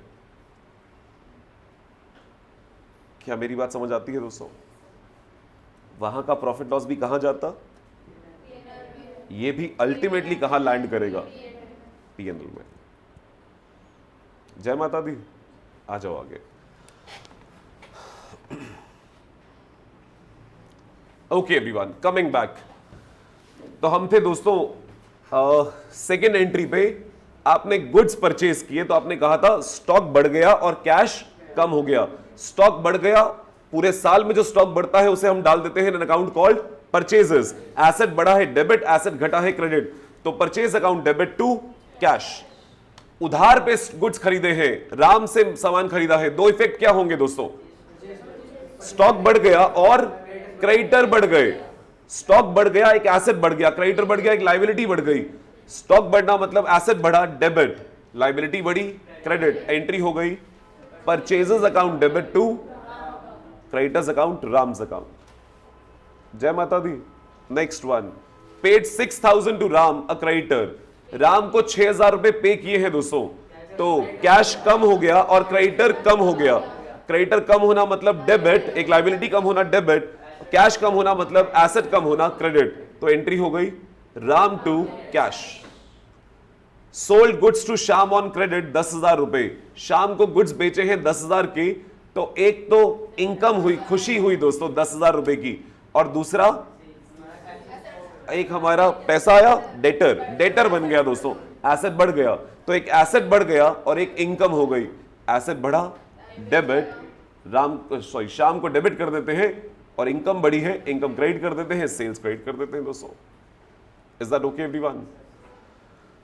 Sold goods to Shyam for cash. Shyam को माल बेचा है कैश के लिए, अगेन एक एसेट बढ़ा, कौन सा एसेट, कैश, और एक इनकम बढ़ी by the name of sales, right, तो एंट्री पास कर देते हैं कैश टू इनकम यानी cash to sales. Next, bank loan raise किया है, दो इफेक्ट क्या है दोस्तों, बैंक बैलेंस बढ़ गया और एक लायबिलिटी बढ़ गई by the name of bank loan, तो एसेट बढ़ा डेबिट, लायबिलिटी बढ़ी credit, bank to bank loan. Who receiver who is the giver, हमें उससे मतलब नहीं है दोस्तों, ठीक है बेटा। Next one, interest receive ₹10,000। दो इफेक्ट क्या है, सिर्फ दो इफेक्ट सोचो, पैसा बढ़ गया कैश एसेट, और दूसरा एक खुशी इनकम, राइट, तो एंट्री पास कर देते हैं asset account debit to income account, यानी cash account debit to interesting, interest accrued दोस्तों। दो इफेक्ट क्या हुए, एक तो खुशी तो हुई राइट ना, इनकम बढ़ी, और दूसरा एक रिसीवेबल बढ़ गया by the name of accrued interest. Asset है तो एसेट बढ़ा, एसेट डेबिट, इनकम बढ़ी, income debit, sorry income credit, तो accrued interest to interest. Salaries खर्चा है तो खर्चा बढ़ गया, डेबिट कर देते हैं, और कैश कम हो गया, एसेट कम हो गया, क्रेडिट कर देते हैं। तो एंट्री हो गई सैलरीज टू कैश। ठीक है दोस्तों, प्लीज दोस्तों, मैं जो बात कहने जा रहा हूं इस बात को गांठ बांध लीजिएगा। मैंने देखा कई बार बच्चा कहता है सैलरी पे करी मतलब खर्चा कम हो गया। खर्चा कम हो गया क्या? खर्चा आपने इंकर किया और इंकर करने पे आपने उसे कैश में पे कर दिया। दोनों ही पॉइंट 10th और 11 दोनों पॉइंट देखिए दोस्तों, चाहे सैलरी पे करी चाहे सैलरी पे नहीं करी, दोनों ही केस में खर्चा इंकर हुआ है, खर्चा बढ़ा है। खर्चा बढ़ेगा तो डेबिट, पे कर दिया तो कैश चला गया, कैश कम हो गया, नहीं पे किया तो लायबिलिटी बढ़ गई, तो एक आउटस्टैंडिंग सैलरी नाम की लायबिलिटी आ गई। लेकिन चाहे पे किया चाहे नहीं किया, इंकर हो गया, खर्चा बढ़ गया। ठीक है दोस्तों, एवरीवन पक्का? Okay. Ram a debtor who owed rupees 10,000 paid rupees 6,000 on account। Cash बढ़ गया और डेटर कम हो गया, तो जो बढ़ा वो डेबिट, जो घटा वो एसेट, दोनों एसेट है, क्रेडिट। तो cash account debit to Ram's account. जय माता दी। 6,000 रुपए। Ram a debtor who owed rupees 10,000 paid rupees 9,000 in full settlement। अब आराम से पहले इफेक्ट बताओ, एंट्री बाद में। इफेक्ट क्या है? कैश बढ़ गया कितने से?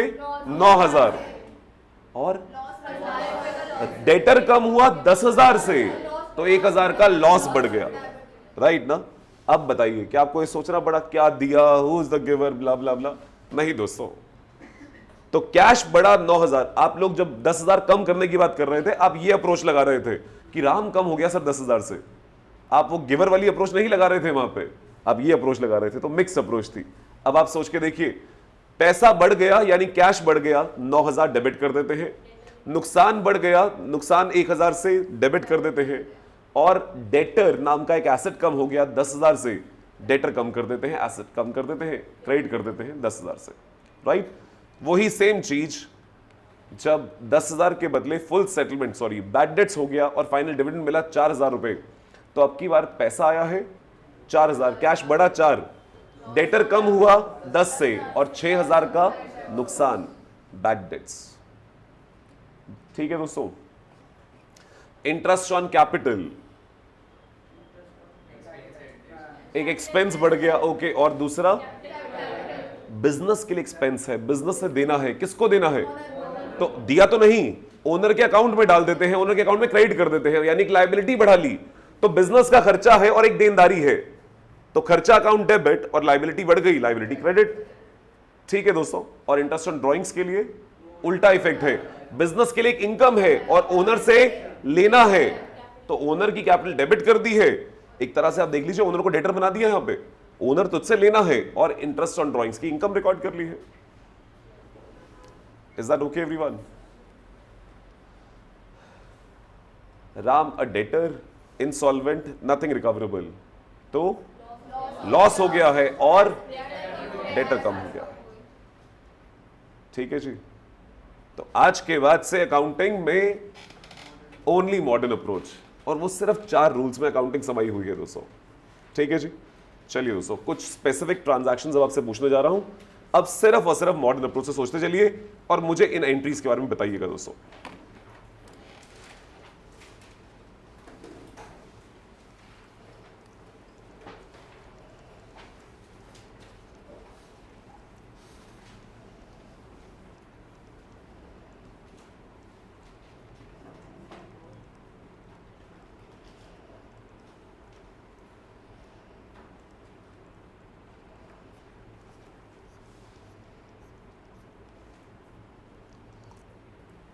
Goods used for purpose other than sale, सामान जो हम गुड्स खरीदते हैं, जिस गुड्स को हम किसको बोलते हैं दोस्तों? जिसमें हम डील कर रहे होते हैं, right?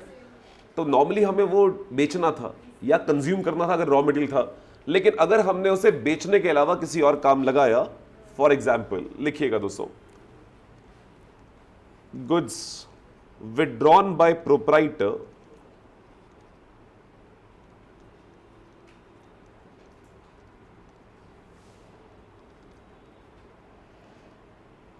for personal use।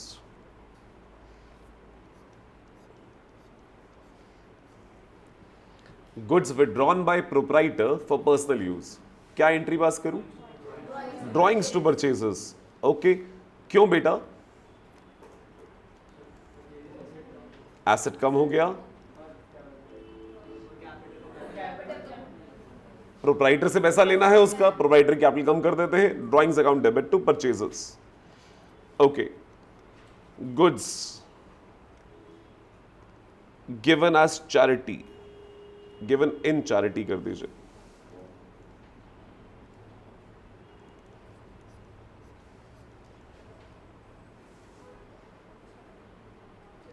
Charity to purchases.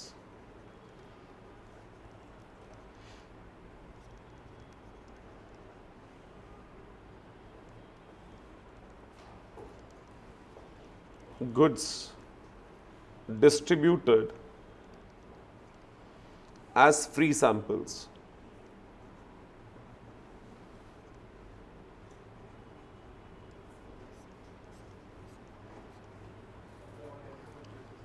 हाँ दोस्तों, फ्री सैंपल्स अकाउंट डेबिट या advertisement account debit to purchases.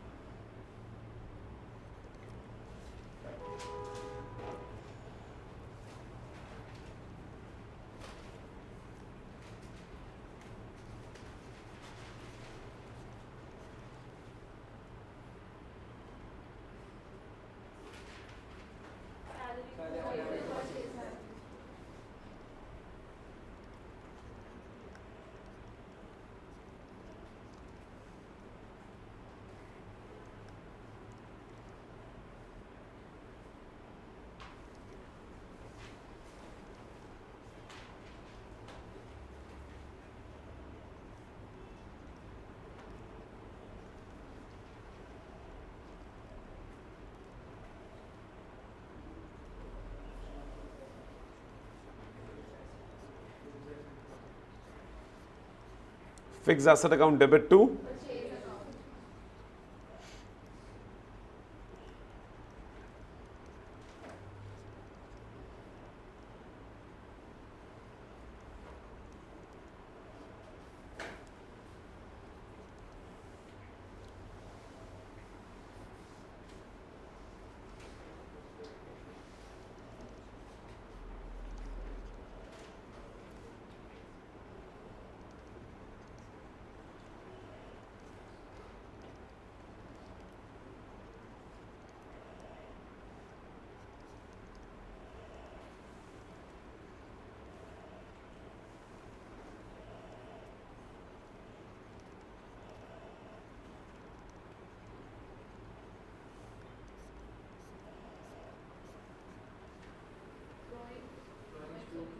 पहले आराम से, वो विजय विजय नहीं है, और विजय सेल्स। ओके विजय, ओके विजय सेल्स एक एंटिटी है दोस्तों जो इलेक्ट्रॉनिक गुड्स में डील करती है, एसी बनाती नहीं है, डीलर्स है। तो ये बहुत सारी कंपनीज के प्रोडक्ट्स खरीदते हैं और बेचते हैं दोस्तों, राइट। तो जैसे आप लोगों ने अगर नाम सुना हो, क्रोमा, विजय सेल्स, रिलायंस, ये सब, रिलायंस डिजिटल वगैरह, ये सब they are like big electronic goods dealer. तो विजय सेल्स मान लीजिए एलजी के एसी में डील करती है, एलजी की एसी खरीद रही है, एलजी की एसी बेच रही है। एसी उनके लिए क्या है? Goods, right everyone. एक एसी उन्होंने अपने ही गुड्स में से निकाल के अपने शोरूम में लगा लिया है ताकि कस्टमर ठंडे रहे, राइट दोस्तों। तो अब क्या एंट्री पास करूं? Fixed asset to purchases. अब वो एसी उनके लिए क्या हो गया? जो उन्होंने अपने शोरूम में लगा लिया है वो उनके लिए फिक्स्ड एसेट हो गया, राइट बेटा।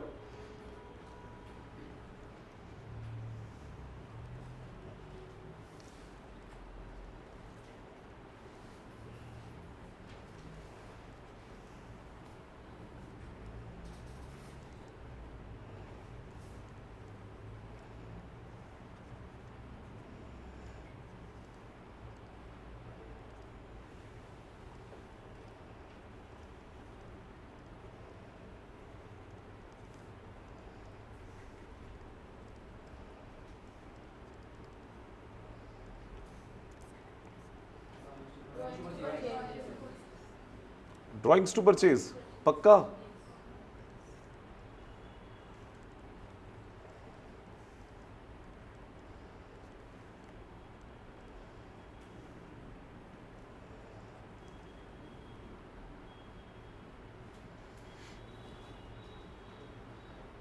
ठीक है बेटा, ये सातों एंट्रीज देखिए दोस्तों, all entries they have one thing in common, purchase credit कर रहे हैं। क्यों क्रेडिट कर रहे हैं दोस्तों? स्टॉक कम हो रहा है, राइट? स्टॉक कम हो रहा है। आपने स्टॉक को रियल अकाउंट माना था, परचेज को। अगर आप परचेज को रियल अकाउंट मानते हैं तो लॉजिक यही है कि आपका एसेट कम हो रहा है, राइट? लेकिन दूसरा व्यू भी देखते हैं दोस्तों, let's look at the other view. अगर कोई अपना दिमाग वैसे भी चलाना चाहे कि किसी को लगता है परचेज एक नॉमिनल अकाउंट है, तब क्या लॉजिक है, उसको सोचते हैं। मुझे बताइएगा दोस्तों, अगर परचेज एक नॉमिनल अकाउंट है, मतलब मान लीजिए आप उसे खर्चा मानते हैं, तो ये खर्चा जाता है ट्रेडिंग अकाउंट में। हाँ या ना, जल्दी जल्दी बोलो। और ये परचेज का खर्चा बनता है part of COGS, cost of goods. दोबारा से, क्या? Cost of goods. जो माल बेचा उसकी कॉस्ट। तो जो माल बेचा नहीं, क्या वो COGS का पार्ट होना चाहिए? मैं दोबारा बोलता हूं दोस्तों, ट्रेडिंग अकाउंट से आप रिजल्ट निकालते हैं GP, and GP is sales minus COGS। मैं यहां लिखता हूं दोस्तों, सेल्स माइनस COGS। ये है जो गुड्स बेचे उनकी सेल वैल्यू, और ये है जो गुड्स बेचे उनकी मैचिंग कॉन्सेप्ट दोस्तों, राइट एवरीवन? तो जो गुड्स बेचने के काम नहीं आए, क्या वो सेल्स में होंगे? नहीं। तो क्या वो COGS में होने चाहिए? हट जाने चाहिए, पक्का ना बेटा? जो माल बेचने के काम नहीं आया वो कॉस्ट ऑफ गुड्स सोल्ड नहीं हो सकता। जब गुड्स सेल ही नहीं हुए तो गुड्स सोल्ड की कॉस्ट में कैसे आ सकता है? तो COGS में से हटा देना चाहिए, पक्का एवरीवन? ये सातों वो गुड्स है जो बेचने काम नहीं आए, और अगर बेचने काम नहीं आए तो COGS का पार्ट नहीं बनने चाहिए। तो आप परचेज में क्रेडिट करके COGS कम कर रहे हो। मेरी बात समझ आती है दोस्तों एवरीवन? पहले केस में वो खर्चा बिजनेस का नहीं है, वो खर्चा प्रोप्राइटर का है, तो बिजनेस ने अपना खर्चा कम कर दिया और प्रोप्राइटर को डेबिट कर दिया, राइट बेटा? ड्राइंग्स हो गई। दूसरे केस में खर्चा किसका है? बिजनेस का। लेकिन क्या COGS वाला खर्चा है या चैरिटी वाला खर्चा है? तो आपने COGS कम कर दिया और चैरिटी नाम का खर्चा बढ़ा लिया। ऑल्टरनेटिवली अगर आप रियल अकाउंट मानते हैं तो एसेट कम हो रहा है और चैरिटी नाम का खर्चा बढ़ रहा है। Is that okay everyone? तो दोनों में से किसी भी एंगल सोच लीजिए दोस्तों, आपको लॉजिक मिल जाएगा अपनी बात का, बस उसको एक बार सोचने की जरूरत है। उसके बाद दोस्तों, goods distributed as free samples, again stock कम हो रहा है और फ्री सैंपल्स एडवर्टाइजमेंट का खर्चा बढ़ रहा है, तो स्टॉक कम कर दिया है और फ्री सैंपल का खर्चा बढ़ा दिया है। ऑल्टरनेटिवली COGS कम करते हैं क्योंकि माल बेचने काम नहीं आया, तो परचेज कम करके COGS कम किया, लेकिन खर्चा तो हुआ है, तो फ्री सैंपल के खर्चे में डेबिट कर दिया है। Next one, good given as salary. ये क्या है दोस्तों? वैसे ऐसा हो सकता है, goods given as salary, salary की जगह गुड्स दे दिए। मान लीजिए दोस्तों मेरी अपनी एक किराना स्टोर है, किराना स्टोर के अंदर ग्रोसरी आइटम्स है, आटा दाल चावल वगैरह होते हैं। मेरी दुकान में एक बॉय काम करता है, उसने मुझे कहा सर उसकी सैलरी है 10,000 रुपये। उसने कहा सर अब की बार 8,000 रुपये सैलरी दे दो, 2,000 का मैं राशन ले जाता हूँ। ले जा सकता है दोस्तों? तो जो मैंने उसे 2,000 का सामान दिया है दोस्तों, है तो वो सैलरी की पेमेंट, बस कैश में किए जाने के बजाय गुड्स में की जा रही है। तो एंट्री क्या होगी? Salary to purchases. 8,000 जो कैश में दूंगा उसके लिए सैलरी टू कैश, जो गुड्स में दे रहा हूं सैलरी टू परचेजेस। जय माता दी everyone. Next, goods used for construction of fixed asset. For example दोस्तों, मेरा अपना कंस्ट्रक्शन मटेरियल का काम है, ईंटें सीमेंट ये बेचता हूं दोस्तों, इसमें डील करता हूं। ईंटें सीमेंट मेरे लिए क्या है? गुड्स। अपनी बिल्डिंग बना रहा हूं तो ईंटें सीमेंट कहां से लगाऊं? अपने ही, पक्का एवरीवन? तो अपने ही स्टॉक में से ईंटें सीमेंट निकाल के अपनी ऑफिस की बिल्डिंग बनाने के लिए लगा दिए हैं। क्या एंट्री पास करूं? फिक्स एसेट की कॉस्ट में जोड़ दीजिए, कैपिटल एक्सपेंडिचर हो गया, और अपना स्टॉक कम कर लीजिए टू परचेजेस। और अगर यही अपने ऑफिस की बिल्डिंग नहीं, घर की बिल्डिंग बना रहा हूं अपने लिए, तो फिर ड्राइंग्स हो गया दोस्तों, पॉइंट नंबर जी, राइट? और AC वाली बात हम पहले ही कर चुके हैं। सबको समझ आती है बात दोस्तों? ओके, अगर आपको यह समझ आता है दोस्तों कि इन सातों केसेस में माल बेचने के काम नहीं आया था, तो आप स्टॉक कम कर रहे हैं या आप कह दीजिए आप अपना सीओजीएस कम कर रहे हैं, यही मतलब था बेटा। हाँ, चाहे आप रियल माने चाहे नॉमिनल माने। बेटा अभी थोड़ी देर पहले मैंने बात करी, ट्रेडिंग काउंट जो है वो किसको रिप्रेजेंट करता है? तो क्या मैं इस परचेज की जगह ट्रेडिंग काउंट भी लिख सकता हूं? हाँ या ना दोस्तों? 100% लिख सकता हूं दोस्तों। आप ट्रेडिंग को क्रेडिट करें या परचेज को क्रेडिट करें, एक ही बात है दोस्तों। वैसे आप याद करके देखिए, जब आप ट्रेडिंग काउंट बनाते थे आप इसे परचेज में से माइनस करके दिखाते थे। मैं अगर उसे ट्रेडिंग काउंट में क्रेडिट साइड पे दिखा दूं तो कोई फर्क नहीं पड़ता दोस्तों। मेरी बात समझ आती है दोस्तों? दोनों ही केस में बेटा ट्रेडिंग काउंट भी तो स्टॉक को ही रिप्रेजेंट कर रहा था, तो स्टॉक कम कर रहे हो आप, राइट? ये लीजिए। और ऑल्टरनेटिवली अगर आप ये मानते हैं वो सीओजीएस, तो बेटा सीओजीएस ट्रेडिंग में डेबिट होती है। अगर आप ट्रेडिंग क्रेडिट कर रहे हैं तो सीओजीएस को कम कर रहे हैं। Is that okay everyone? तो जहां जहां आपने परचेज क्रेडिट किया, आप उसके साथ उसकी जगह ट्रेडिंग काउंट भी क्रेडिट कर सकते हैं दोस्तों। और आप ऐसा करते भी आए हैं, मैं दिखाता हूं अभी, भरोसा रखिएगा दोस्तों।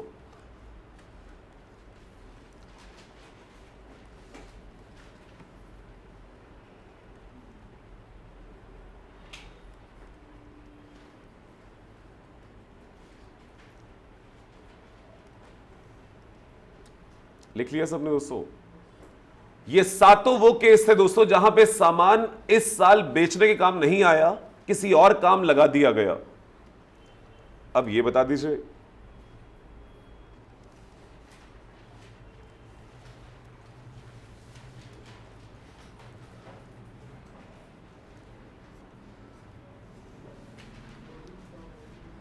क्लोजिंग स्टॉक ऑफ गुड्स की एंट्री, क्या एंट्री पास करूं? हाँ बेटा कुछ कह रहा था, बिना घबराए बोलते, क्या होगा, गलत होगा सही होगा वो देख लेंगे यहां पे। हाँ बेटा, closing stock to trading, right ना? यही तो एंट्री करते हो, closing stock account debit to trading count.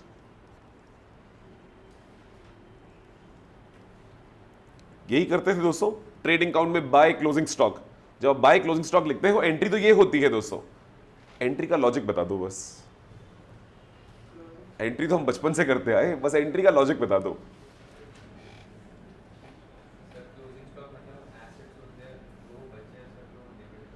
ठीक है, और ट्रेडिंग क्रेडिट? हाँ हाँ बिल्कुल, बोलो बोलो। ओके, दो तरीकों से देखते हैं दोस्तों। पहले ये बताइए, ट्रेडिंग की जगह परचेज लिख दूं चलेगा?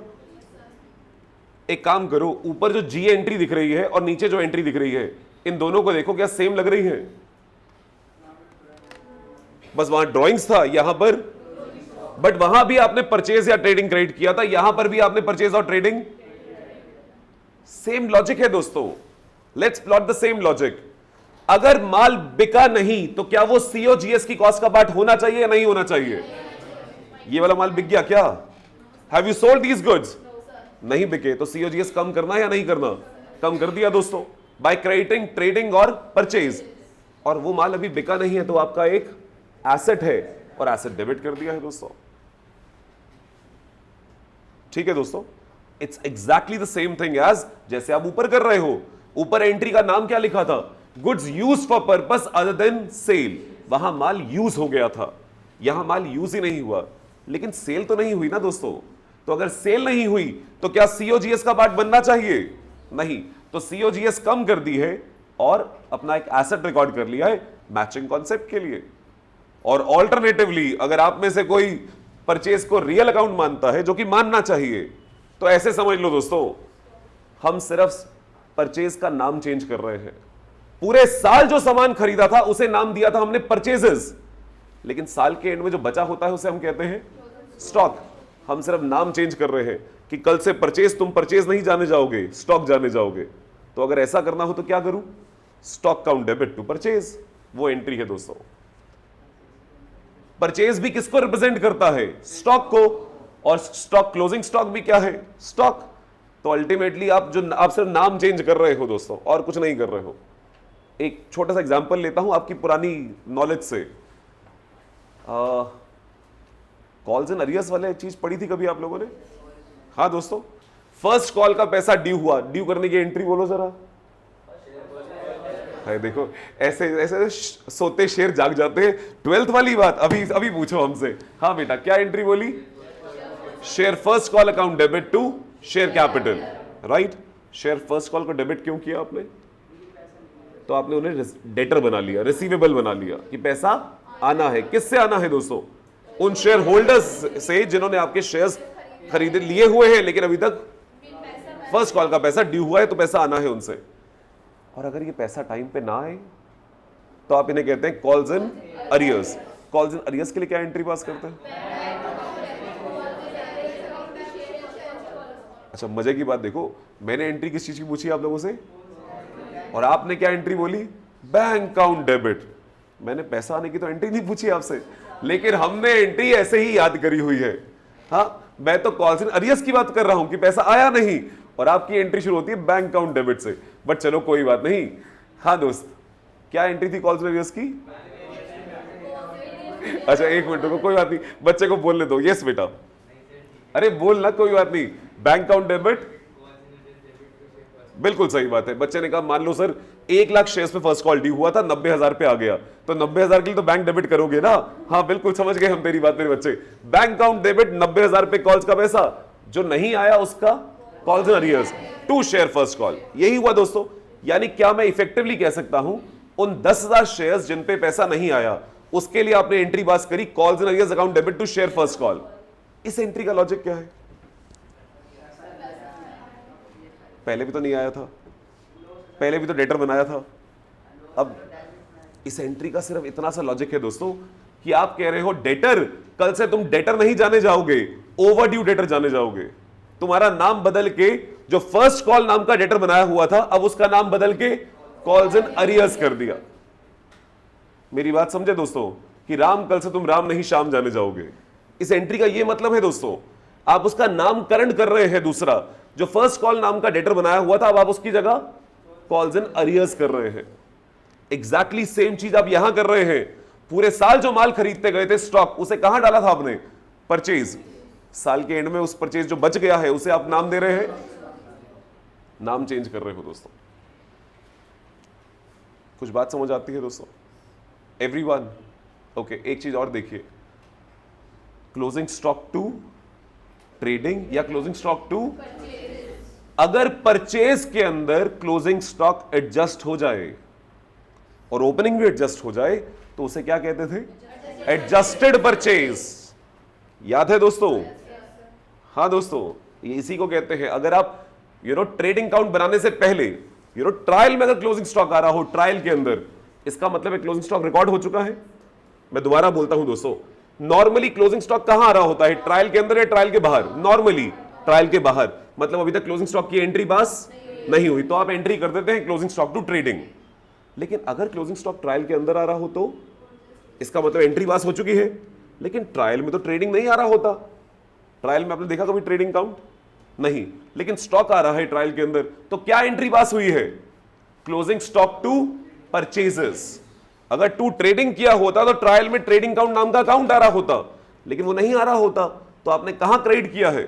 परचेज में। तो इसका मतलब क्या परचेज के अंदर क्लोजिंग स्टॉक एडजस्ट हो चुका है? अगर वैसे ही ओपनिंग स्टॉक भी एडजस्ट कर दें तो जो परचेज आता है उसे कहते हैं एडजस्टेड परचेज।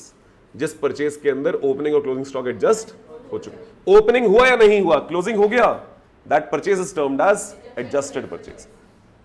मेरी बात समझ आई दोस्तों? पक्का एवरीवन? ओके। अगर ये एंट्री समझ आती है तो फिर अब ये बताना दोस्तों। बेटा एक छोटा सा काम कीजिएगा, ऊपर जो ये हेडिंग डाली थी आपने, इसको नंबर 1 बोल दीजिए।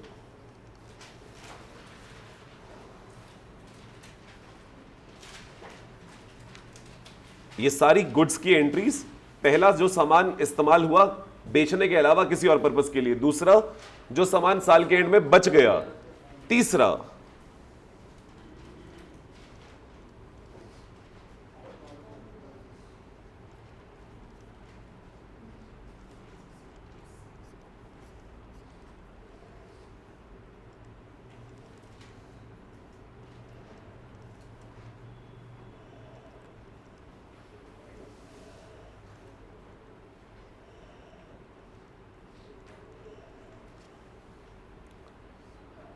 abnormal loss of goods. तो can I right abnormal loss? Loss by fire हो, loss due to theft हो, loss due to floods हो, abnormal loss account debit to trading या to purchases. कोई एंट्री का लॉजिक देना चाहेगा दोस्तों? आप देख लीजिए क्या सेम लाइंस पे है पिछली वाली एंट्री की तरह? हाँ या ना एवरीवन? अच्छा, इससे पिछली वाली एंट्री और देख लो, क्या सेम लाइंस पे चल रही है सारी एंट्रीज? लॉजिक बोल दो बस। सामान बेचने के काम नहीं आया, राइट दोस्तों? स्टॉक कम हो गया और मेरा नुकसान हो गया, नुकसान अब नॉर्मल लॉस अकाउंट में डाल दिया और स्टॉक को कम कर लिया। अगर आप उसे नॉमिनल मानते हैं तो माल बेचने के काम नहीं आया, मुझे अपना सीओजीएस कम करना है, वो सीओजीएस कम कर दिया लेकिन नुकसान तो हुआ है, नुकसान अब नॉर्मल लॉस में डाल दिया। Is that okay everyone? Okay दोस्तों, चलिए इसी बात को आगे बढ़ाते हैं। इसको फर्स्ट एंट्री कह दीजिए दोस्तों, first entry. Second entry for insurance claim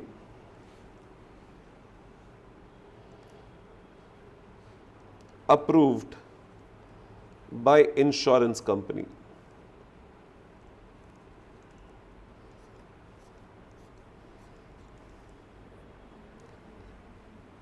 आप समझते हैं दोस्तों इंश्योरेंस क्लेम क्या होता है? तो दोस्तों मान लीजिए मैंने अपने स्टॉक के लिए इंश्योरेंस करवाई हुई थी, मेरे गोदाम में आग लग गई और स्टॉक जल गया। जब आपका स्टॉक जल गया तो पहले तो आप ए वाली एंट्री पास कर देंगे कि मेरा स्टॉक का नुकसान हो गया, ठीक है दोस्तों? फिर अगर मैंने इंश्योरेंस पॉलिसी ली हुई है तो मैं इंश्योरेंस वालों को इन्फॉर्म करूंगा कि इंश्योरेंस वालों, मेरी पॉलिसी के अंडर मैं क्लेम फाइल करना चाहता हूं बिकॉज जो रिस्क मैंने कवर किया था वो इंसिडेंस हो गया है। इंश्योरेंस वाले आप जितना बोलेंगे दे देंगे क्या? नहीं, इंश्योरेंस वाले क्या करेंगे? पहले एक सर्वेयर अपॉइंट करेंगे। एक सर्वेयर आएगा आपकी साइट पे, चेक करेगा कि कहीं ऐसा तो नहीं आग खुद ही लगा दी हो, राइट? ऐसा हो सकता है? हाँ दोस्तों, बहुत लोग फ्रॉड वाले हमारे यहाँ मिल जाते हैं। सामान है, मान लो हमारा सामान बिक नहीं रहा, ऑब्सोलीट हो रहा है, कहा कोई बात नहीं इंश्योरेंस से क्लेम ले लेते हैं, चल आग लगा दी, अब इंश्योरेंस क्लेम। सामान 1 लाख का था, 10 लाख का क्लेम फाइल कर रहे हैं। बहुत तरह के कलाकार मिलते हैं दोस्तों, लेकिन इंश्योरेंस वाले मानते नहीं है ऐसे। तो पहले वो आके चेक करते हैं आग कैसे लगी, किस वजह से लगी, फिर आपका नुकसान कितना हुआ, वो सब बातों को असेस करने के बाद फिर आपका क्लेम अप्रूव किया जाता है। तो अगर आपका 1 लाख का नुकसान हुआ है, ऐसा मत सोचिए कि इंश्योरेंस वाले पूरा 1 लाख दे देंगे। तो मान लीजिए 1 लाख का नुकसान हुआ, आपने पहली एंट्री 1 लाख से पास कर दी, ठीक है दोस्तों? इंश्योरेंस वालों ने 60,000 का क्लेम अप्रूव किया, क्या एंट्री पास करूं? अप्रूव किया। अच्छा, सर्वेयर ने आया, सर्वेयर ने रिपोर्ट बनाई, क्लेम इंश्योरेंस कंपनी जाके सर्वे रिपोर्ट फाइल करी, इंश्योरेंस वाले देखेंगे अगर सब कुछ सही लग रहा है तो क्लेम अप्रूव कर देंगे, राइट दोस्तों? अप्रूव होने के कुछ टाइम के बाद फिर आपके अकाउंट में पैसा आएगा। पहले आपको एक चिट्ठी आएगी कि आपका क्लेम अप्रूव हो गया है, फिर उसके बाद कुछ टाइम बाद पैसा आएगा। इंश्योरेंस वालों ने क्लेम अप्रूव कर दिया है, क्या एंट्री पास करें? ओके, बच्चे ने एंट्री बोली, बच्चे ने कहा पैसा आने की, बेटा थोड़ी देर के लिए मान लेता हूं अभी पैसा नहीं आया, इंश्योरेंस क्लेम अप्रूव हो गया है, राइट? ये मान लेता हूं, तो क्या इंश्योरेंस कंपनी मेरा डेटर बन गई? यस और नो एवरीवन, राइट? तो let's pass the entry insurance company account debit and you rightly said something. बेटा एक बार दोबारा रिपीट करेगा मेरे बच्चे? ओके, तो बच्चे ने कहा पहले insurance company to insurance claim कर दीजिए, फिर इंश्योरेंस क्लेम टू अब नॉर्मल लॉस कर दीजिए। He is absolutely right when he said this. Let's write this दोस्तों।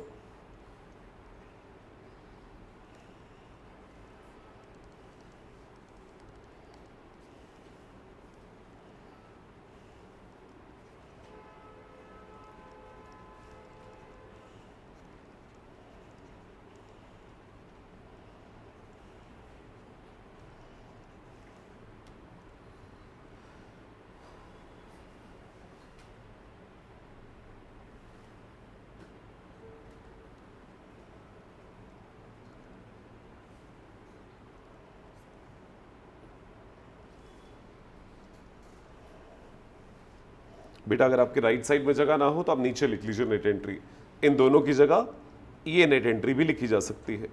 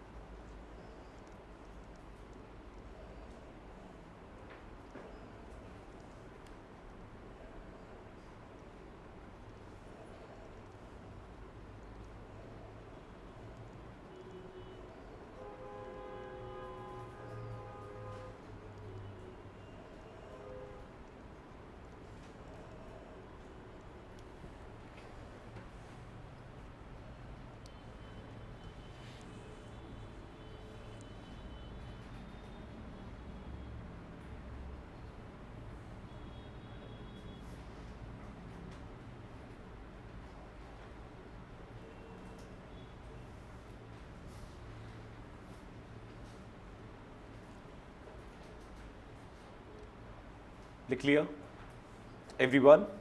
ओके, चलिए दोस्तों,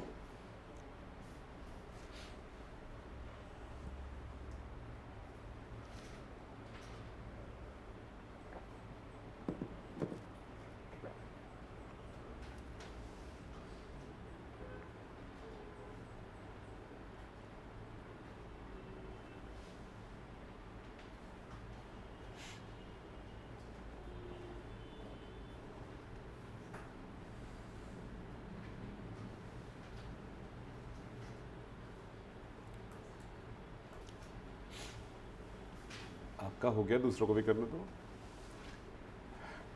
हाँ चलो, डन एवरीवन, आ जाइए फिर।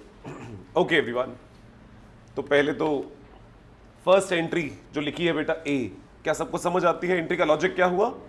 नुकसान हो गया और स्टॉक कम हो गया, या सीओजीएस कम करना है, राइट दोस्तों?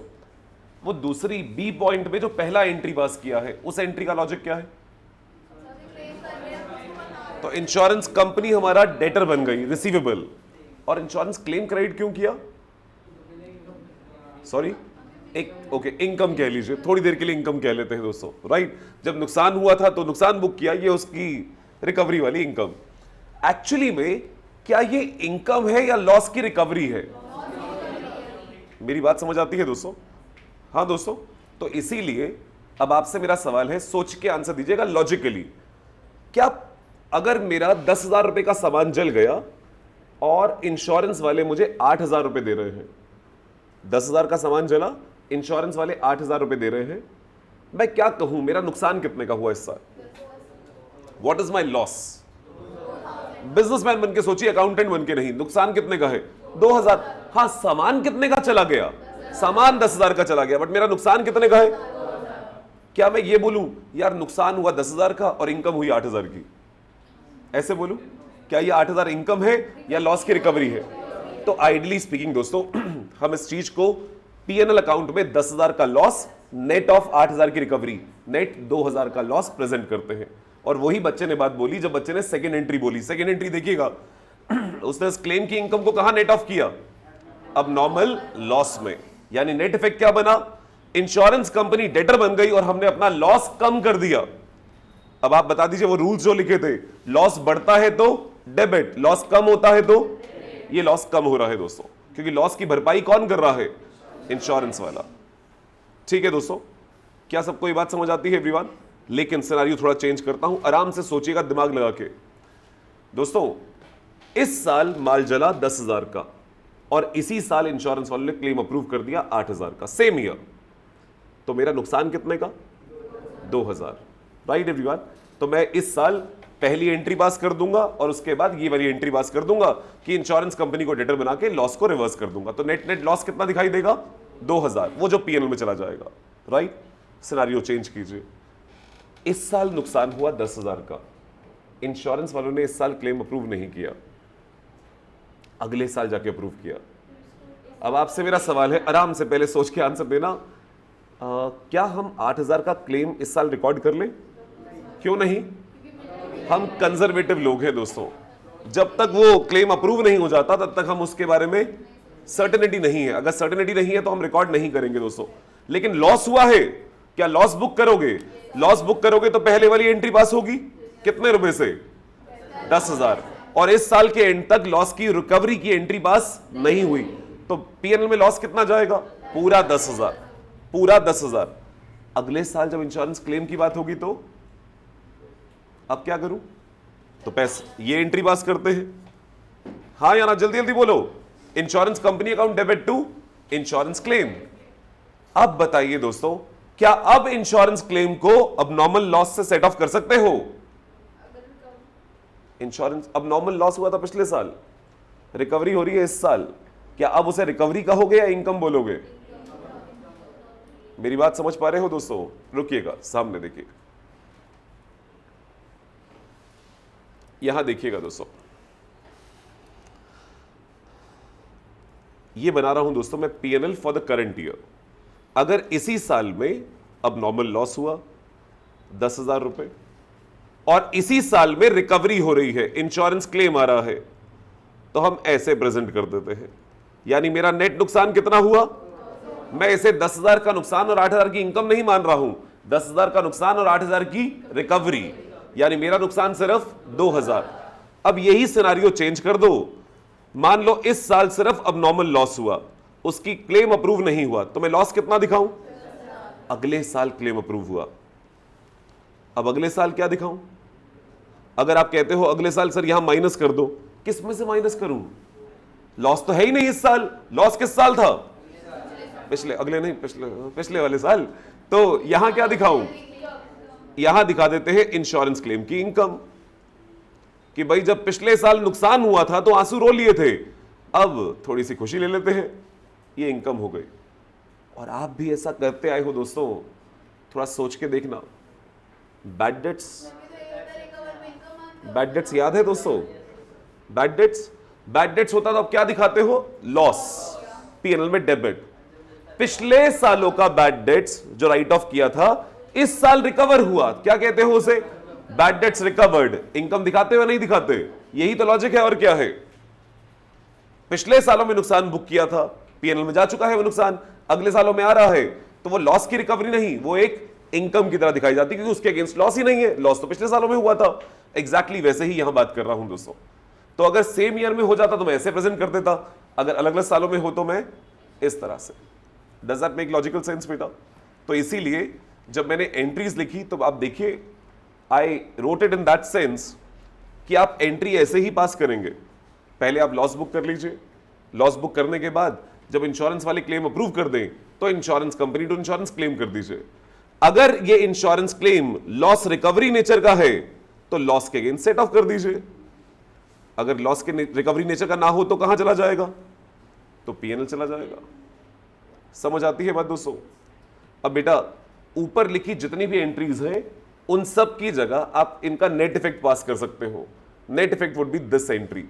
अब दिस एंट्री के लिए ये एक एंट्री में काम हो सकता है, लेकिन स्टेप बाय स्टेप जो लॉजिकल वे होता है एंट्रियों का वो ये होता है बेटा, this is the right way.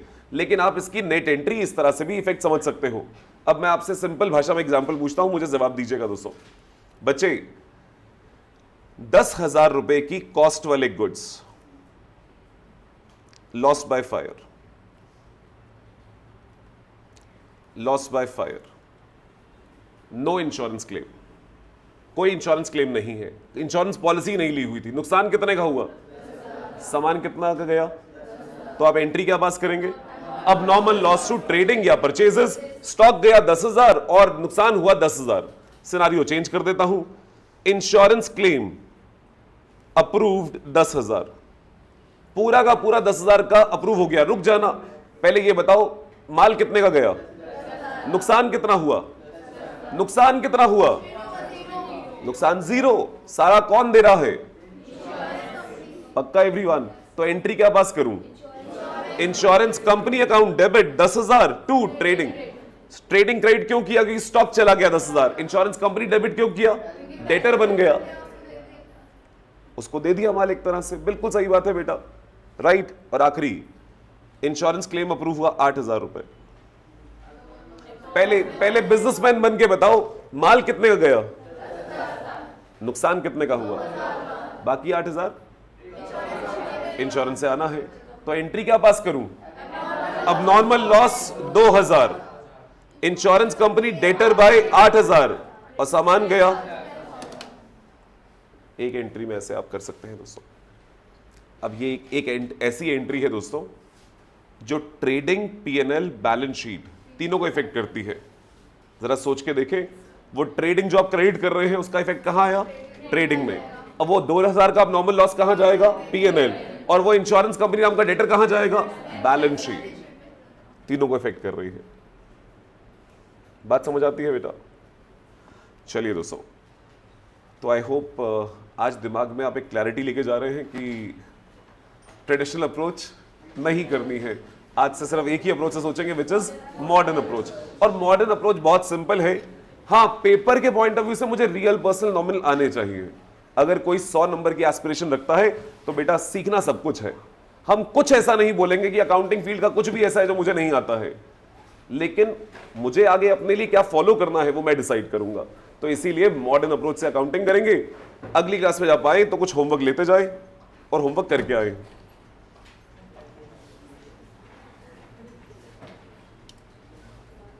So journal के चैप्टर के बुक के 6 क्वेश्चंस ट्राई कीजिएगा। कोई डाउट्स होंगे तो अगली क्लास में लेते हैं। ओके, बिफोर वी डिस्पर्स दोस्तों, ऑनलाइन मित्रों की कुछ क्वेरीज थी। हाँ बेटा, बच्चे की क्वेरी है, सर इंश्योरेंस एक नॉमिनल अकाउंट क्यों है? इंश्योरेंस एक नॉमिनल अकाउंट क्यों है? चलिए मैं आपसे पूछता हूं बेटा, इंश्योरेंस का मतलब क्या है? Insurance means insurance premium. Insurance मतलब इंश्योरेंस का प्रीमियम जो आपने पे किया।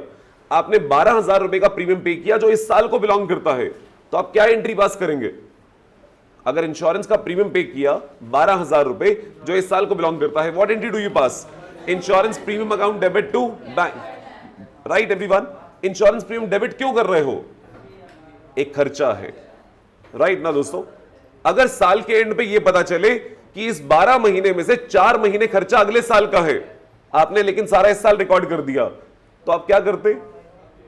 आप, मैं दोबारा अपना क्वेरी बोलता। हाँ बेटा कुछ कह रहा था, प्रीपेड। तो हम अपना खर्चा कम करते और प्रीपेड नाम का एक एसेट रिकॉर्ड करते, तो आप एंट्री पास करते prepaid insurance to insurance.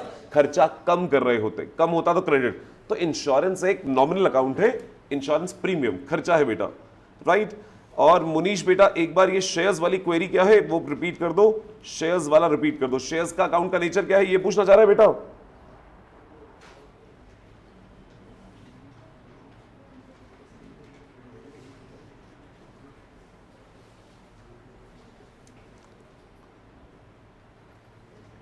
Okay दोस्तों, शेयर्स, शेयर कैपिटल का नेचर क्या है? What is the nature of share capital account? Capital nature है, और capital is a personal account, representative personal account. किसको रिप्रेजेंट करता है? ओनर्स को, जिन्होंने फर्म को पैसा दिया है। मान लीजिए मेरी एक कंपनी है दोस्तों, आई हैव अ कंपनी, और आप सब लोग मेरी कंपनी के शेयर होल्डर्स हैं, तो क्या, हाँ कितना खुश हो गया ना? ओके, सो मान लीजिए आप सब मेरी कंपनी के शेयर होल्डर्स हैं, और अभी आप लोगों ने 10 में से 6 रुपए दिए हैं, 4 रुपए की फाइनल कॉल की जा रही है, लाओ। हाँ कितना खुश हो रहा था, शेयर होल्डर हूं, अब 4 रुपए मंगवा ही लेते हैं।